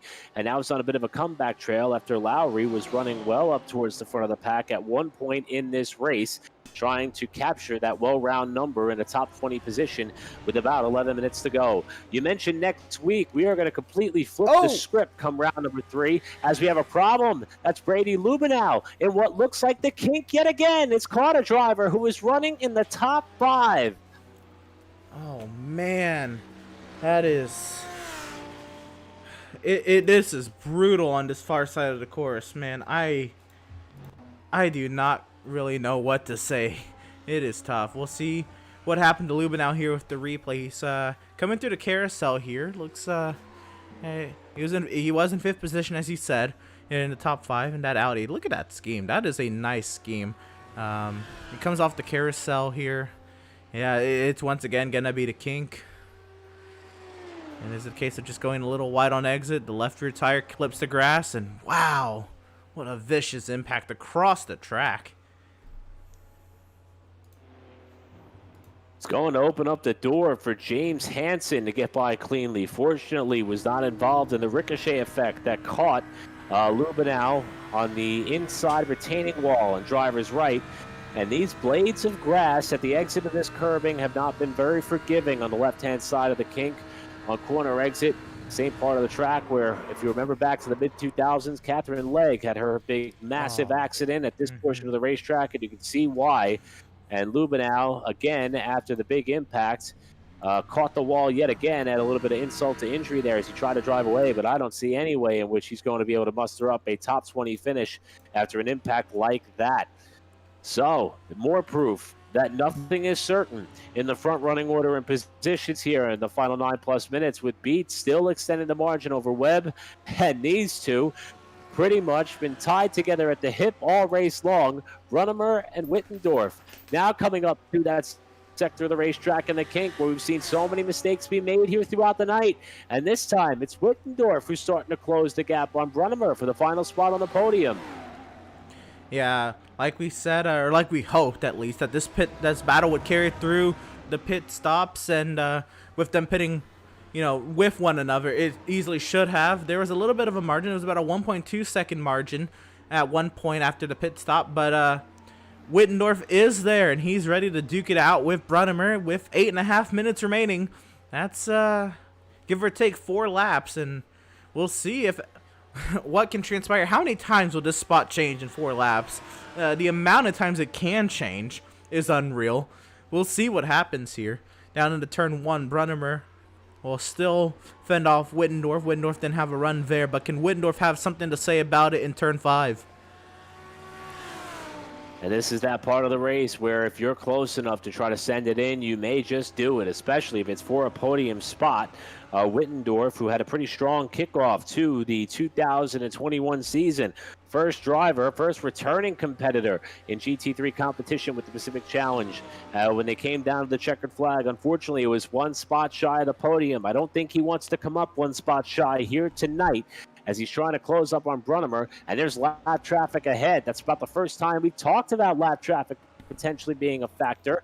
We'll see where they're able to catch those competitors and how cooperative they may be as the gap from first to second continues to expand. We're watching the best race on track now on board with John Wittendorf in the Audi as he is getting set to approach the carousel, and again that ever so important and treacherous kink that has caught many drivers, even some of the fastest and best drivers in the field, off guard tonight, while Curtis Jones is trying to pick up some spots after he too had a bit of a slide step at one point in this race, looking to pick up a spot here on Corey Peters for 12th. Yeah, battles going on all over. Whoa, that was close to the 6. It'll be Curtis Jones over Corey Peters now, and it's Audi versus Lambo down to turn 8. We'll see if Corey Peters can rally once again and try to get back to Curtis Jones, but that looked very definitive with 6 3/4 of a minute remaining. But of course, we've seen anything can and almost anything will happen in racing. It has been a wild one for sure. Back here we have a battle. Gavin Cohn on Spencer Vick. Vick, I'm told had some issues earlier, but is still here in the 18th position. He was a little bit higher up the running order, so I guess something did occur with Spencer Vick. But now trying to fend off a hard charging Gavin Cohn through the kink. Here we go. Can they keep it nice and tidy?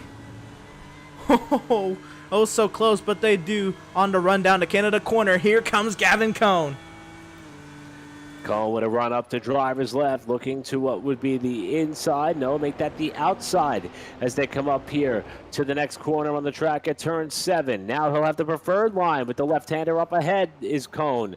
Couple of drivers, ooh, they touch, and that's going to knock Vick sideways and give Cohn the spot there before they hit turn 8 with the carousel up ahead, and more competitors started to close in. That may be Wade Hayes still on the comeback trail after his own spin of misfortunes earlier.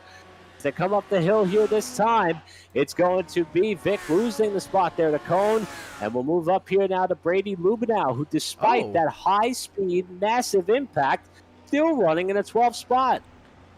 I'll give props to Lubenow. That car is probably not handling well at all. There's probably a lot of suspension damage, but he wants to finish, and he's trying. If he can find his way to Corey Peters and something happens ahead, he could still snag a top 10, but he's getting overtaken here by David Flanagan easily on the straightaway. That car is limping for Brady Lubenow, but still got to admire the fight in Brady Lubenow to keep this car running and on track. Flanagan now, we'll see if he has anything for Corey Peters for the 12th position. Peters has now fallen off of Curtis Jones. Curtis Jones looked very definitive in that move about a lap ago, and he has since opened a gap.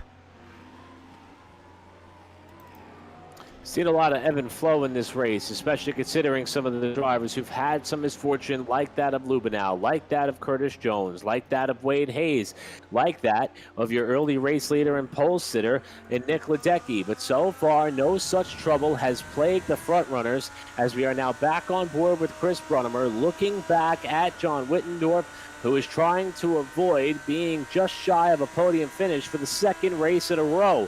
Brunnemer trying to get himself back up in the championship contention, if at all possible. And just as I was saying when the last crash happened, next week we're going to flip the script entirely. January 18th, 7 nights from now, the Detroit Grand Prix at Belle Isle. We're going to go to a street course for our third race of the season. You want to talk about narrow passing zones and not a lot of places to run and hide? That's going to be fun to watch for sure, especially with this caliber field. And it's going to be coming at you here on Pit Stop TV as we continue to watch how this season unfolds for the Pacific Challenge GT3 Series. But first, we got to see how the final 3+ minutes of this race is going to unfold. And Brunnemer with a defensive approach to 5. Whitendorf looks high. He'll try to square up the corner, and Brunnemer is going to hold the spot for now.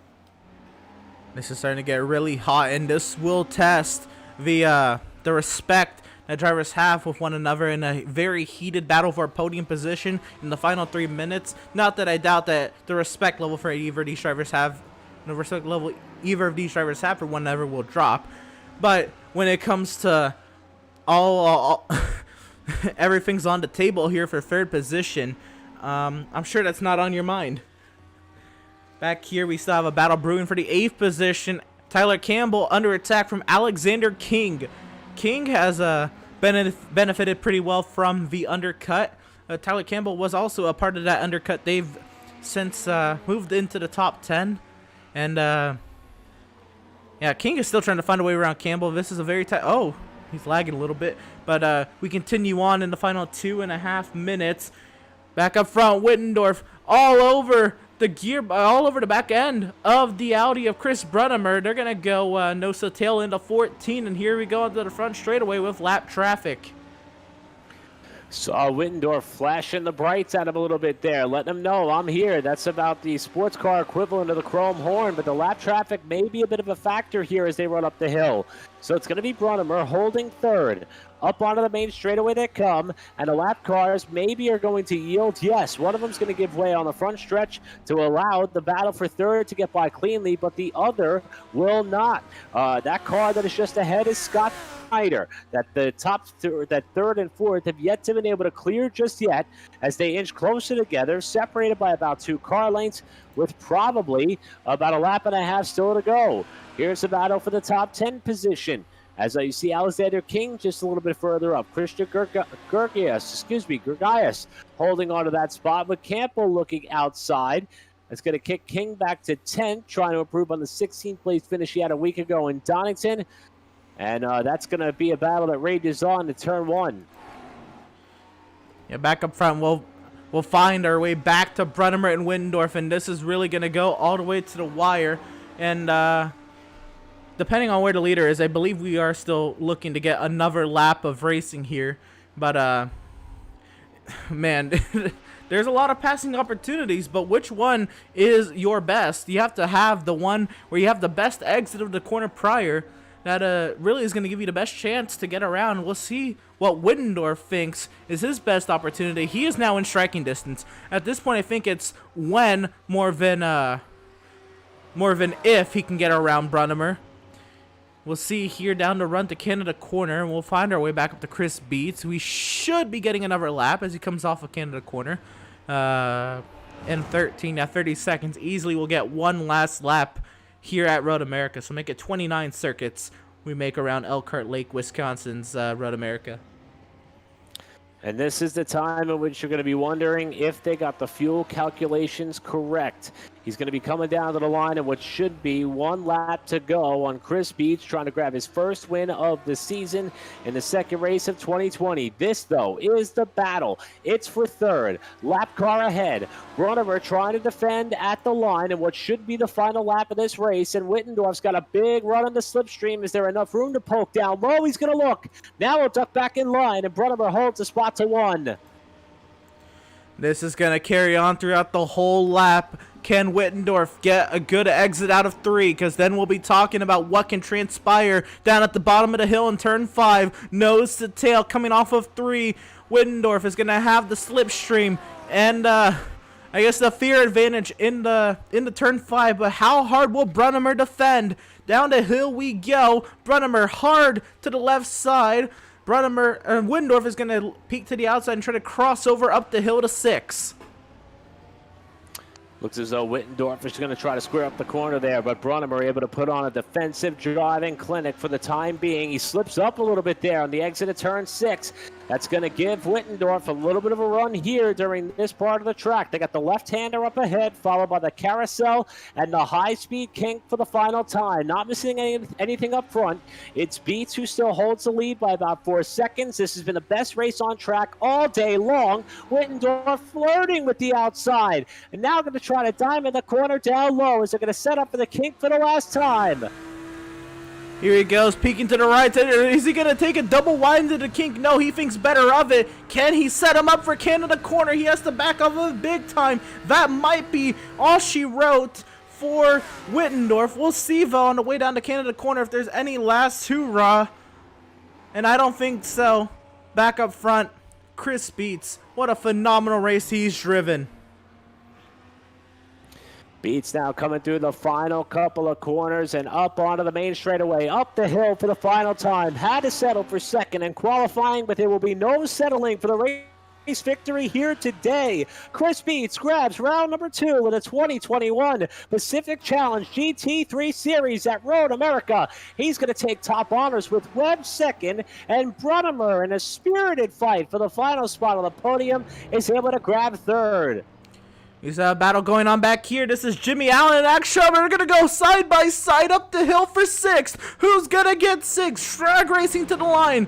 It's Mercedes and BMW. Almost contact to the line. It's going to be photo finish. Jimmy Allen, P6. What a drive up the hill. We told you turn 14 was ultra important. That's why. Alexander King looks as though he's going to come up one spot short of the top 10, but he's going to be able to beat Corey Peters to the line for the checkered flag, as they are the last couple of cars to come to the line here in this pack that's been tied together all race long. What a race.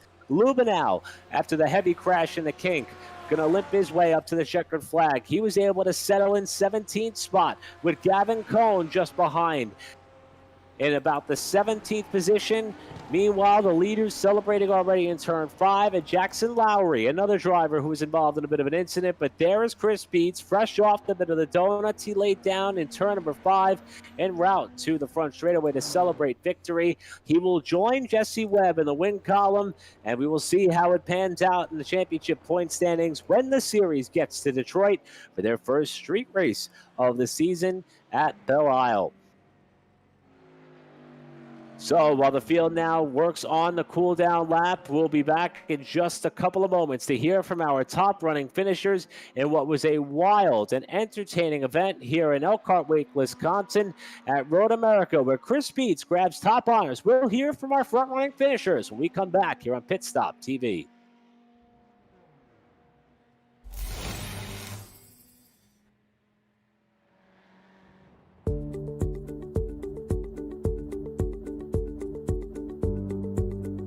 Sound Art is a product that is a speaker and it's art. We combine it together and we call it Sound Art.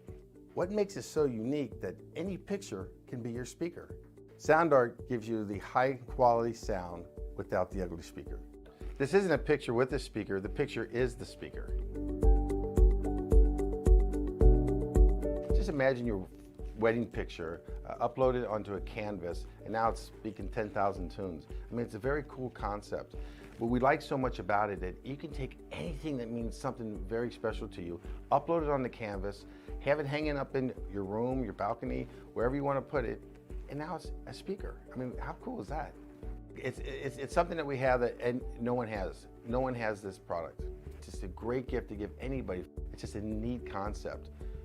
Around here we say, art never sounded so good.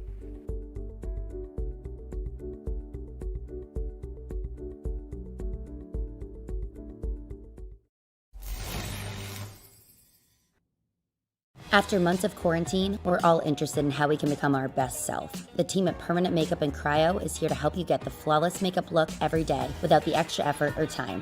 When it comes to your appearance, you deserve the best care that money can buy.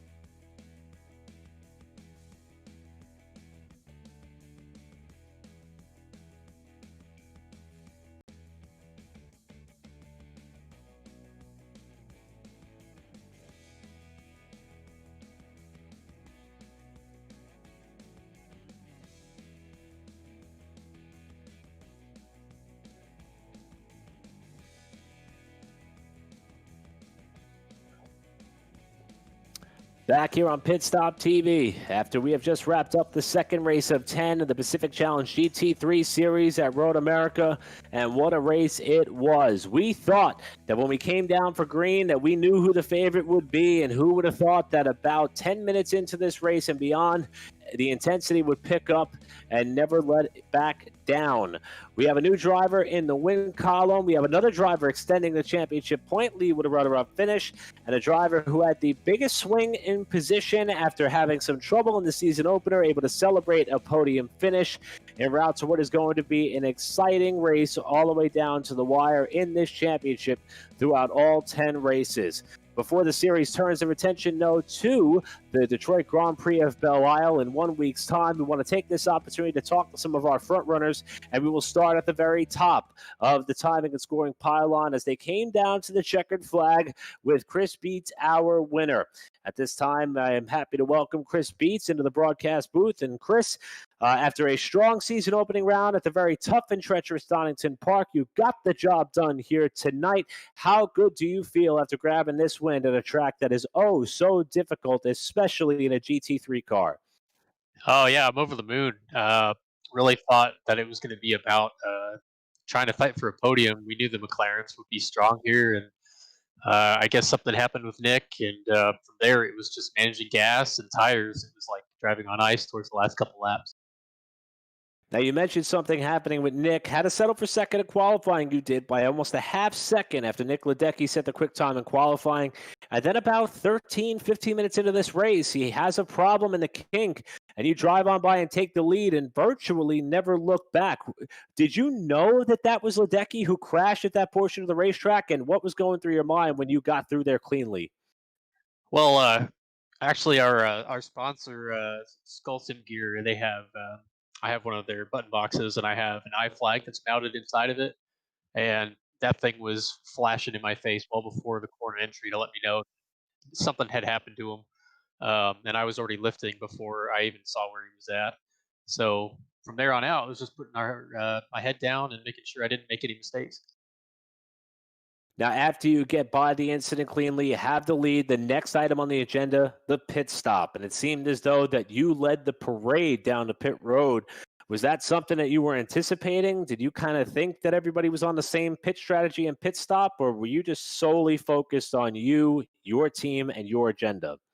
I was actually trying to save fuel. I was trying to get an extra lap in, and it didn't work out. And when I went in, I realized that I probably had a little bit more fuel than everyone else behind me, and it definitely extended the gap when I got on exit. Again, it was just managing the lap times and managing the gap back to Jesse.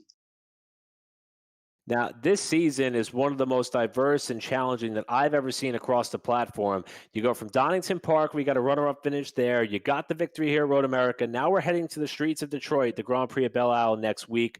What are your thoughts heading into the third race of the season, knowing that you are ever so closely tidying things up at the top of the championship? As a matter of fact, according to my math, which is not the best, you're going to be close to tied with Webb for the points lead with now 8 races still to go. But Belle Isle, is it a bit of an unknown for you? Any concerns, or you just want to keep this momentum rolling all the way through? Well, Belle Isle, I think I have a total of about 30 laps around the track, so got some work to do. I think Jesse's in the same boat. Actually, a lot of the field I don't think have raced there much. We've talked about it this week.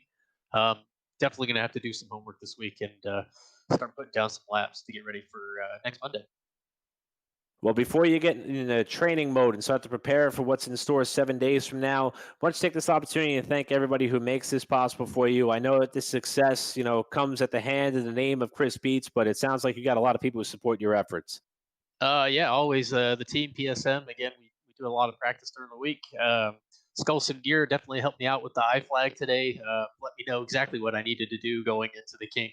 And you guys for putting on the good show for sure. It's a good series, and I'm having a great time. Well, I think I speak on behalf of everybody at Pit Stop TV. Thank you for an entertaining race through and through, and congratulations on your first win of the season. Hope to be talking to you in this capacity many more times before the year is out, Chris Beats. Congratulations once again. Thanks, and you guys have a good night.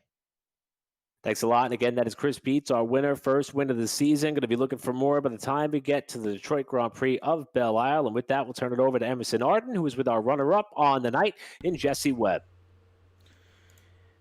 All right, Jesse, second place finish tonight. Was there anything you had for for Chris? Honestly, I don't think so. I kind of have been struggling throughout the week at this track, just not being able to quite find my pace and get the corners proper. I was having troubles in turn 1, I know, and turn 5. I just was never able to find a place where I could have picked up on them, so I think this is the best I could have done tonight. I was gonna say, so did you feel that way the entire time coming into today? I know you won last week. Was the game plan just to get out of here with what you can, or was it still a podium, or what was your goal coming into today after last week's race? I knew I had the chance to be in the top 3. I thought kind of third was my best position. I actually kind of guessed it properly. I thought third was my best position that I probably could have got unless a wreck happened, because I didn't think I'd be able to beat Beats or Ludecky. And then even guys were still pressuring me from behind, which was so it was still a tight race the whole time. But I knew I didn't quite have the opportunity to win this one like I did at Donington. So what's going through your mind with Ludecky at this point, like 4 seconds out in front on the about 15 minutes into the race, and then in the kink he's crashed out. Did you know first that he crashed, that he was the one that crashed, and then second, what was going through your mind then? Well, it was interesting because I saw in practice that he'd do about 4 laps and then he'd wreck, and it was kind of odd. And I was kind of like thinking, is he maybe trying to throw some qualifying laps in there and just crashing to try and make it like not look like he was doing the qualifying laps, or what was going on? So I kind of actually, after seeing that it wasn't a qualifying lap at the end, I was thinking like, there's a chance that he could crash this car out. And Beats was telling me his car looked really like wiggly in the rear. He wasn't quite having the car under him, which maybe just a really low downforce setup for Road America. But yeah, no, you have to have a setup that you can be able to manage throughout the whole race. So. All right, fair enough. One more question before you let you thank your sponsors. Next week we're at Detroit, completely different animal. How are you feeling?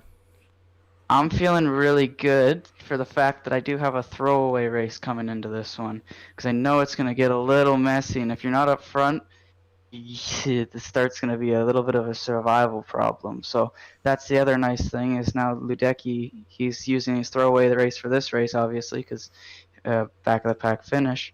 So you kind of have that upper hand coming into this one, knowing you can throw this away if it does go bad. But I did some practice laps there already, and I feel like I'm really on pace there. So hopefully I can have a good race.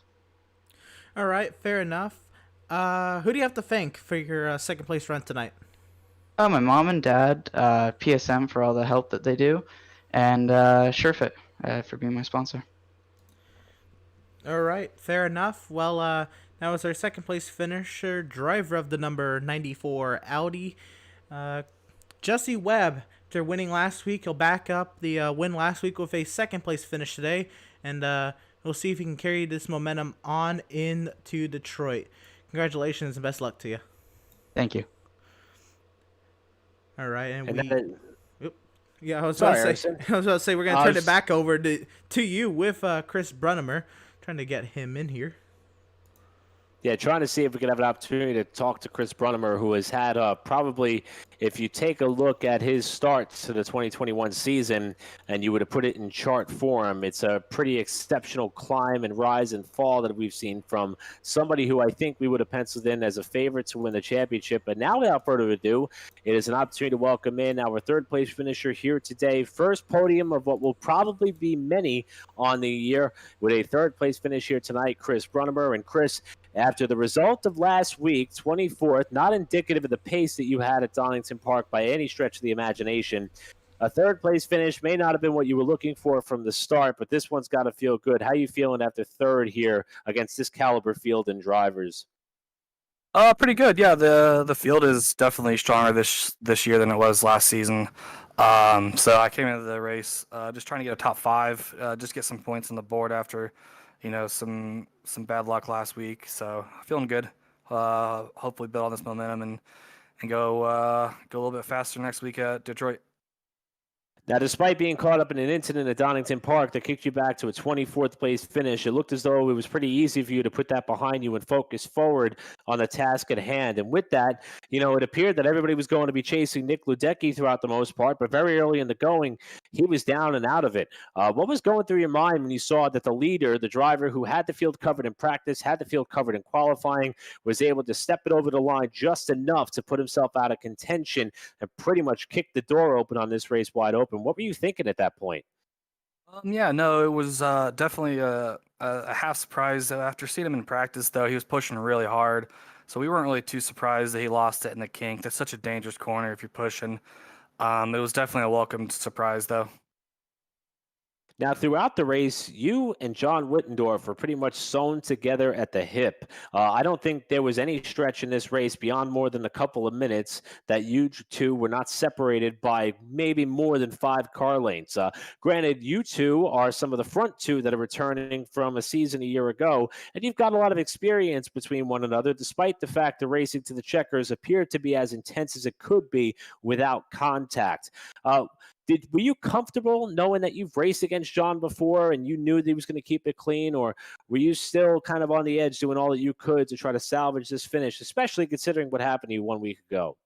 Yeah, no, it was definitely really intense there battling with him, but luckily I raced with him and trust him enough that I didn't really have to watch too much in the mirror.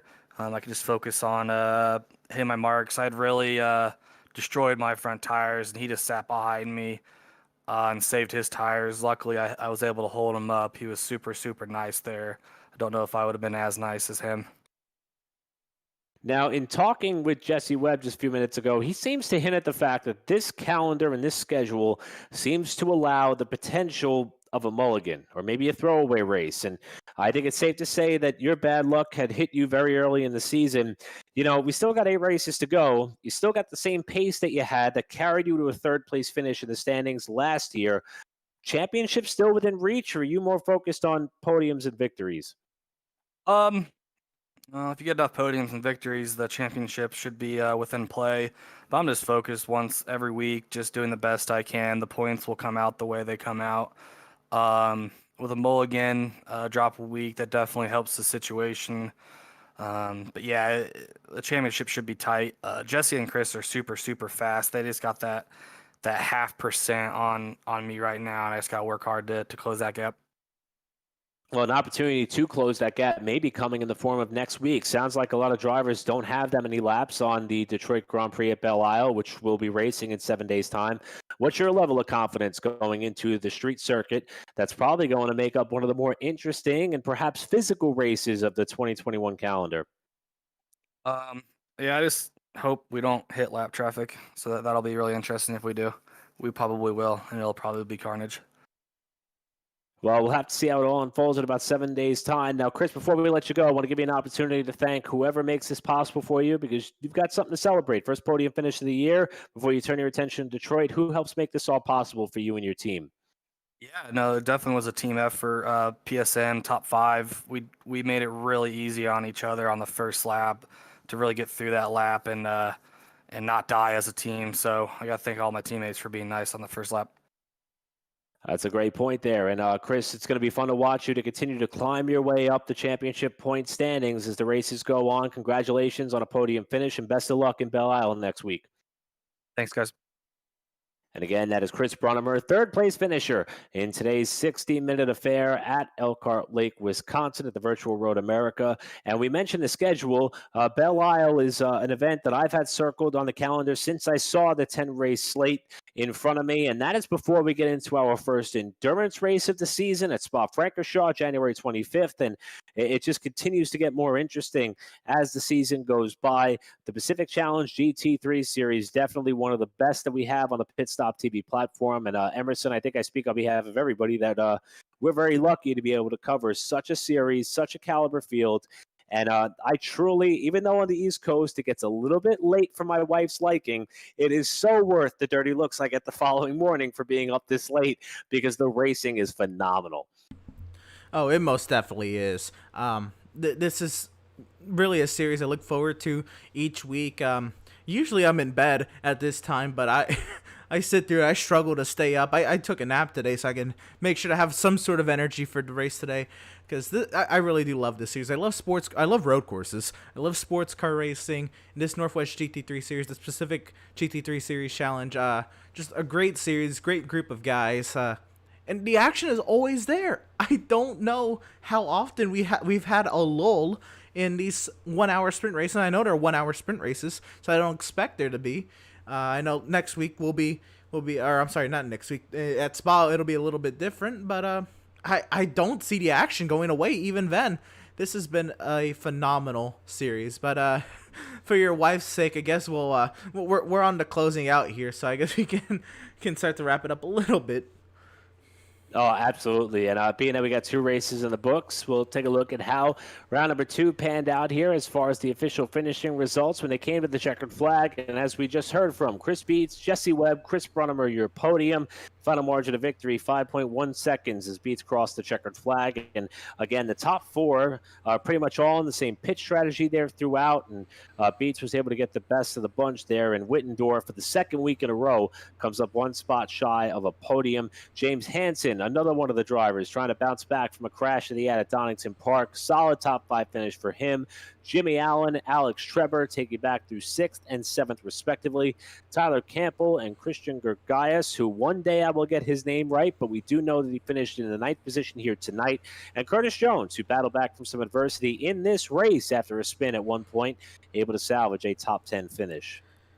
And while there was great racing in that top 10 and just phenomenal job to them, this was the heart of the field. And I mean that in more than one way. This was not only the intense mid-pack battle, this was the very intense mid-pack battle. There was a lot of heart when it came to these battles. Alexander King will come home 11th over Corey Peters, 12th. BC Voigt, 13th over David Flanagan, coming home 14th. Sven Hartman will come home 15th. Fan favorite Alan Roth in the 16th position, just over 1 minute behind. It'll be Gavin Cohn in P17. Brady Lubenow, after that incident in the late going, I think it was about 8 minutes to go, he had an incident off at the kink, destroyed that Audi, still managed to finish the race. Only a minute and 6 seconds behind, minute and 7 seconds behind our race winner. So good on Brady Lubenow to limp that, I'm sure, car that had a lot of suspension damage home. Wade Hayes comes on P19. Justin Michaela, P20.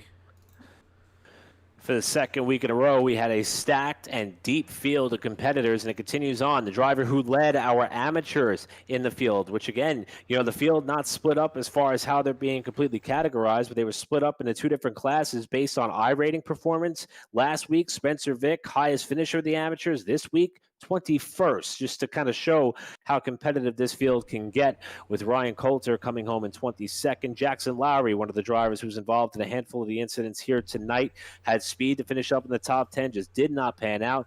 And Eric Johnson takes you back to 24th, while George Patek with a quiet day in 25th. Jason Frisk was the first car 1 lap down in 26th spot. Scott Snyder was able to yield to the race leaders there in the latter stages as he fell 1 lap down in 27th. Randall Ayers was 28th.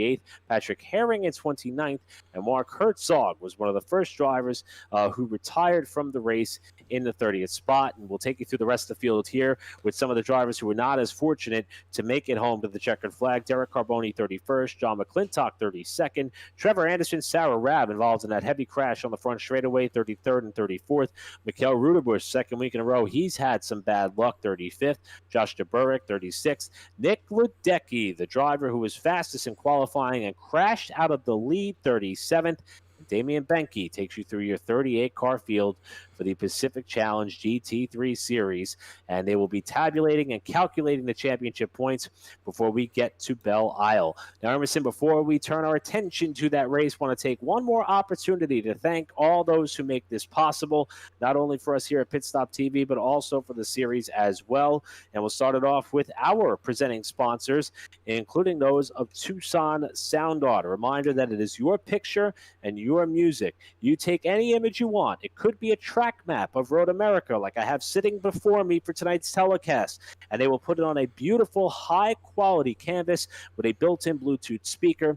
As a matter of fact, I'm staring at a big empty space on my wall in my office, and Tucson Sound Art sounds like the perfect solution. That way, when I'm not on the call for a Pit Stop TV broadcast, I can sync it up with the Bluetooth speaker, and with Sound Art, you get the best of both worlds. You get the best picture you want with the best sound quality you want, and visit TucsonSoundArt.com for more information, and make sure you use the promo code PitStopTV at checkout to receive 10% off your purchase. It's a great incentive by our friends at the Sound of Art Tucson, TucsonSoundArt.com for more.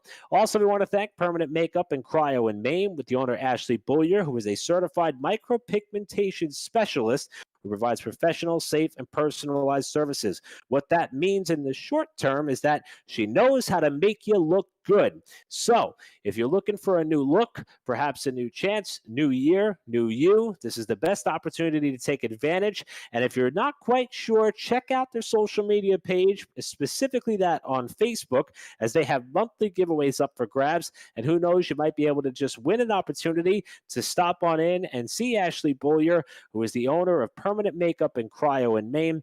And for more information on their products and services, visit permanentmakeupinmaine.com for more details and information. Full contact information is available there as well. And finally, Whiplash Media, the parent company of Pit Stop TV. I will say that I did a lot of my homework on this series by going over to Whiplash Media, whiplash-media.com. There was a beautifully written press release to hype up the Pacific Challenge GT3 Series. It outlined all the drivers to watch. As a matter of fact, I think we have a couple of odd makers on the staff because all the names that they put in that press release have finished in the top running positions for the last 2 weeks. So I think they got a future there as far as designating who are going to be some of the favorites, and all that's available at whiplash-media.com. They also handle all the sim racing resources, including paint schemes, stream overlays, and some of the camera packs that you see on our coverage. They also have a foot or two or more in the real racing world as well. And that stems from photography, social media management, public relations, and more, as well as boots on the ground service at some of the major motorsports events around the country. Again, for more information, visit whiplash-media.com. And finally, we want to offer up one last shout out and thank you to Benke Cinematography, Liveries by Sarah Rabb, and Tam Livery for their direct support of the Pacific Challenge GT3 Series for all of this first stint of the 2021 calendar. Well, Emerson, we've had 2 races so far this season, 8 to go, 3 endurance races, a plethora of challenging and differing tracks and configurations, and so far I have yet to be disappointed. As a matter of fact, I joked a few minutes ago that I sometimes struggle going to bed this late here on the East Coast, and that's because it takes a while for my adrenaline to come down from calling these events. I love this series. I love these drivers. I love this field. And I love being a part of it on Pit Stop TV. And I don't know what more you could ask of with a GT3 series on the platform. These races have been electric. For sure. Again, the series never fails to disappoint. I'm not going to lie. I was a little worried on how the race was going to look after the first 10 minutes. It was starting to get really spread out. I knew we were still probably going to have the battle between Brunnemer and Wittendorf no matter what. But with the incidents that started happening, the intensity picked up amongst the rest of the field. The battle started coming together, and the race, just as always with this series, is always a good one to watch and to work. And I really can't find a dull moment working with this series. Well, we hope to see you all back here in 1 week's time for more racing action with the Pacific Challenge GT3 Series from Detroit and Belle Isle. But if you want to get your racing fix in before then, we'll be back on air Wednesday night with the Bluegrass iRacing Series, ironically also at Road America. Friday, we got the LTAC race number 2 on the season at Richmond. And then next Monday, it's another doubleheader on the platform. We mentioned this race here on the late night show at Detroit. But before that, we're going to have the BRP iRacing Series at at Lima Land. And if you missed the race that happened earlier tonight, head on over to all of our platforms, whether it be Facebook, Twitter, YouTube. Check out the finish of that race. I'm going to do that as soon as I log off air because I heard that they can't stop talking about it, and the view account was there to back that up as well. Again, all of this is available on Pit Stop TV across all your social media platforms and viewing pleasures, as well as we will continue to bring you some of the best racing action that iRacing has to offer. On behalf of Corey Rexford, who did a spectacular job all night long on the socials, Emerson Arden, who again was our utility player on the night. Not only did you hear his voice, but he was responsible for the production that you saw. I'm Eric Brennan. Thank you all for joining us, and we'll see you next time here on Pit Stop TV. Good night, everybody.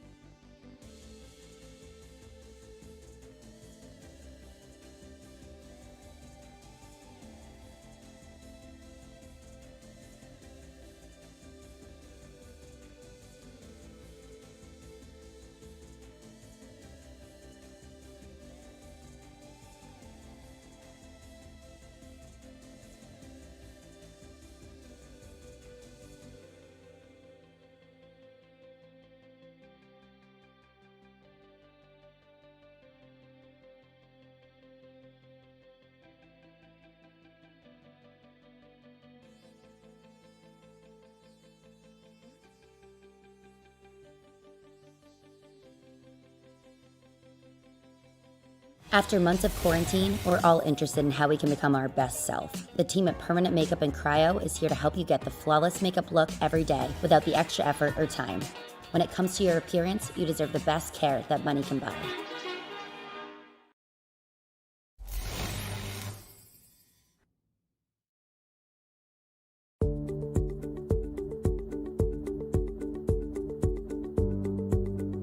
Sound Art is a product that is a speaker and it's art. We combine it together and we call it Sound Art.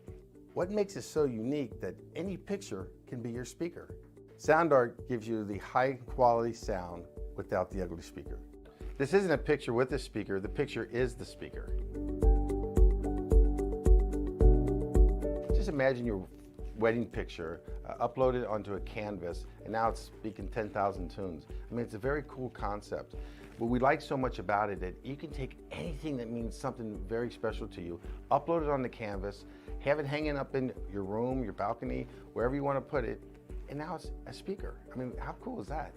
It's something that we have that and no one has. No one has this product. It's just a great gift to give anybody. It's just a neat concept. Around here we say, art never sounded so good.